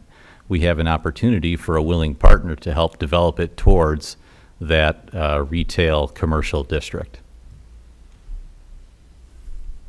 So residential property tax are not included in TIF district, but the town still collects it. But it does, you just don't see that increment from it. Here, but here, they're adding commercial, so that commercial would be generated on an annual basis into the TIF district, but then everything else, and that's just, it's just, you know. So I guess it's not feasible to add on to Suncrest, which is just east of Parish, to enlarge it, or? Yeah, if we go back, hindsight's 20/20, but the location of where the church is right now to offset off the building, there's really a lack of room at that point. You've got the residential right in back. So, and parking is slowly becoming an issue, but in the sense of building out the building so that it makes sense for places of worship, for community rooms, things like that, you're almost having to build a second building. You want that connectivity. Okay. Yeah. This came before the plan commission, like in my first year, and Jason Williams was on the board. They asked for a reduced parking lot, and he said no. I'm like, wow. Good thing. Yeah. Yeah. No, it gave more spots. They made them do the big, no small they made them do plans. the bigger lots. Right. And I think, Mr. Chairman, the one thing that we can come back with to this board is to outline, the exact acreage. Just in taking a look at it with the development that we just got passed in Cedar Lake, that had commercial developments that were approximately an acre and a half, acre and a quarter. I mean, what you're looking at there with approximate 4 to 6 acres, all told, that's going to add additional to your TIF district, approximately 175 to 225, based upon the project that I was just a part of in Cedar Lake. That's not an insignificant number. Are you still on redevelopment? Pardon? Are you still on redevelopment in Cedar Lake? They merged with the town council, so Oh, very good. my tenure as RDC president came to an end after a decade. I get to give it back to him back in the day. He was give it to me. Now I get to give it back to him. Uh-oh. So, question, going back to just a couple things outside of zoning. Connectivity is another big thing of mine, so it doesn't look like you have any connectivity to the east to, I would imagine that's a vacant lots to the east of you. The intersection at 231, you said NDOT approved it. Would that be a lit intersection or no? They have not required an actual lit intersection. What they expressed back to us in writing is that they would foresee the need for 2 turn lanes, and that's what's indicated on this proposed plat that we submitted. So I updated this, or had this updated once we got that in writing back from NDOT. All right. Wow. All right. Any other questions, comments?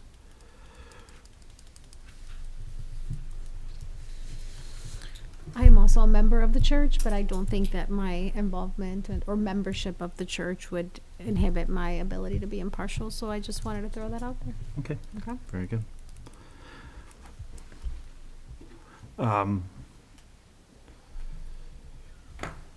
So next steps.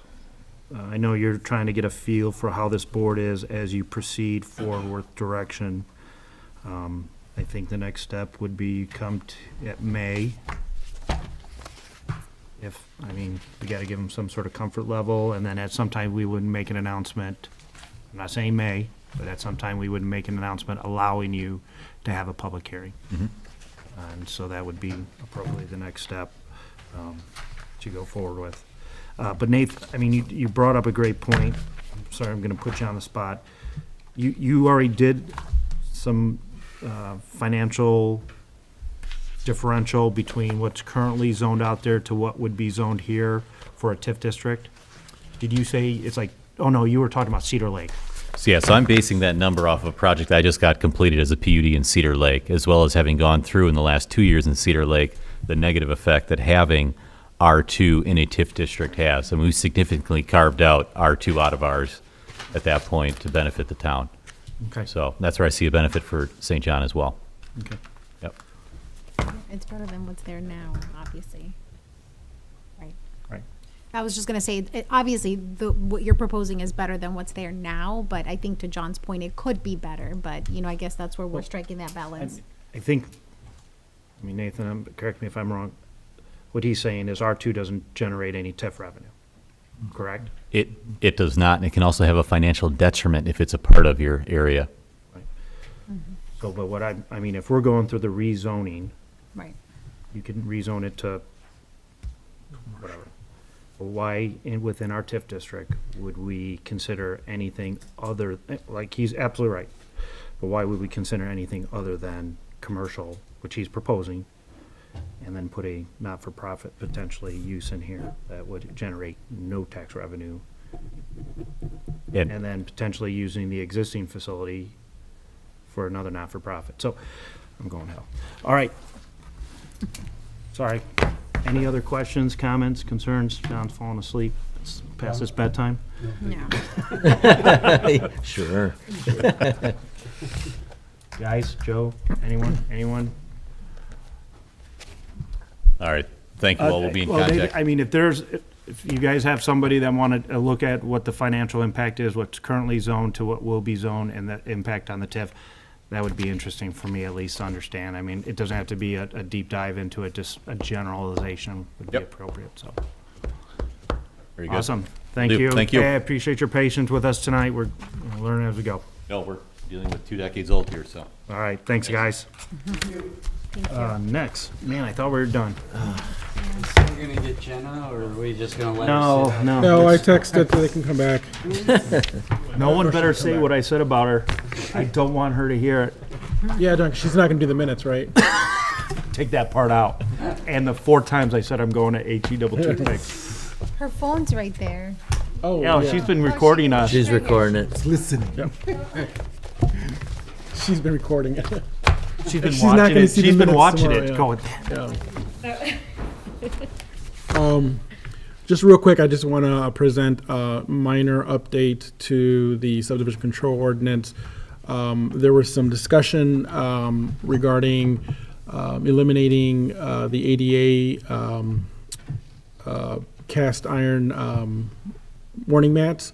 There was some thoughts to possibly amend it to make it more compatible with changes to the ADA requirements, but it was determined that that change really, unfamiliar with what those changes could be, would have a long-term impact on the longevity of these types of structures. So this portion here of the subdivision control ordinance was returned back to what the original language was. And then aside from that, the other thing that we've kind of been working on heavily, and we have not yet presented this to Attorney Decker, is the review of a technical review committee. We've gone through it from the state code statute stuff and trying to digest that, and then as well as some of the procedures that were identified, or the rules and regulations that are identified under that, and then a plat review committee. So we're currently trying to navigate how that would fit within some of the subdivision control ordinance or even another section of our policies because of the technical review committee. So you've got 2 things that we're looking at. At least the response that came out of the commissioners was those are 2 that we would like to explore of the 4 that Attorney Decker provided for us, which is a plat review committee, and then the other one would be a technical review committee. Attorney Decker provided language of how these two boards operate or how these two entities operate. And so what we'd like to do then is present to Attorney Decker as well as the commissioners what that would look like within our ordinances and codes. So we're just asking to return back on May, whatever the study session, May 17th, 14th, I'm not quite sure, to discuss those updates. So. And just to add on to that, the technical review committee has been sort of my push, I should say. It's sometimes nice to have experts that do this on a regular basis, review the information, and not make a decision for us, but provide us with detailed recommendations on how to proceed, that everything's, all the I's are dotted, T's are crossed, and we could review it from a subcommittee of this board, and appreciate their expertise, and then give us some sort of guidance on it. So I think it's a good potentially a good approach if you guys feel comfortable with it. And then the plat review committee is just when you take a plat, a big lot, make it 2 lots, or 2 lots, make it 1 lot, more ministerial type of work that they can move forward on with, So as part of that, those two committees, the technical review committee and the plat review committee, we would identify the bodies that would help oversee some of those decisions and then report back to the full commission as what actions were occurred and or what recommendations are being proposed. And so we're asking to come back on May 17th to present some of those ideas and changes in how they would look into our ordinances. And then I believe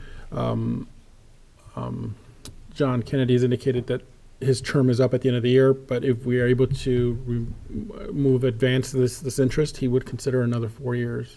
Well, tell them why. Because he's enjoying his time. No. Oh. Why? I want to know why. So, You what? Oh, wow. Interesting. and I see Yolanda has also an interest in that as well. You guys are the subcommittee, sorry about that. Anyone but the president. Yeah, Yeah. okay, sure. So, alrighty. If there's no other questions, then we'll hopefully get something out to you the next couple weeks with some of these recommendations, ideas, and how they fit. And then any feedback prior to May 17th, we'll welcome them and kind of keep massaging this section of these sections as needed. So, And the goal is to have, I know there's probably a review process now, but a deeper dive from the public works, Yes. police, fire, building, planning, but have a subcommittee that's sort of responsible for gathering all that information, making sure everybody's reviewed it. So, our meetings are more productive. We know that, the onus and workload might increase on the municipal side, but hopefully make our decisions a little bit clearer and the understanding a little bit better, so. Well, and decrease the amount that these petitioners sometimes have to come because, Yes. you Yes. have to make them come a couple of times sometimes because this information isn't readily available when they come the first time. So, yeah, absolutely. So the closest thing I can identify of what this would look like is working with the engineers on, let's say, Streamside. There was a lot of work put into creating a recommendation to the commission and working with the developer and outlining what our asks are based on our codes and our policies and what's the best interest in the community, and then translating that into a document for the commissioners to consider. And so what was idea of what was presented this evening with Streamside was they said, we agree with everything that's outlined in this letter for you guys. The only heartburn, for lack of better words, is the 109th sewer or stormwater or water line installation. And I think that in itself was a 15-minute conversation, as opposed to maybe other petitioners or applicants that did not go through that process that were maybe here an hour longer than what we probably needed to be. And having expertise like Bob, John, you guys are in field, it's good to have. That's why I put you guys on the seat with that water line. I just know it washes my hand and it's mixed with my wheat when I drink my beer, so that's all. No, absolutely, that's absolutely correct. Getting those departments that are in the Okay. trenches every day to report back Protect to your the house. commissioners to help make a decision. Toilet? No, just the beer. Yeah. Take a shower, Avoid. I wash should- your clothes. Nope. Nope. All right, any other Those are other comments, important questions, things. suggestions for the good of the cause? I move to make John the president of that subcommittee. I nominate you to another 4-year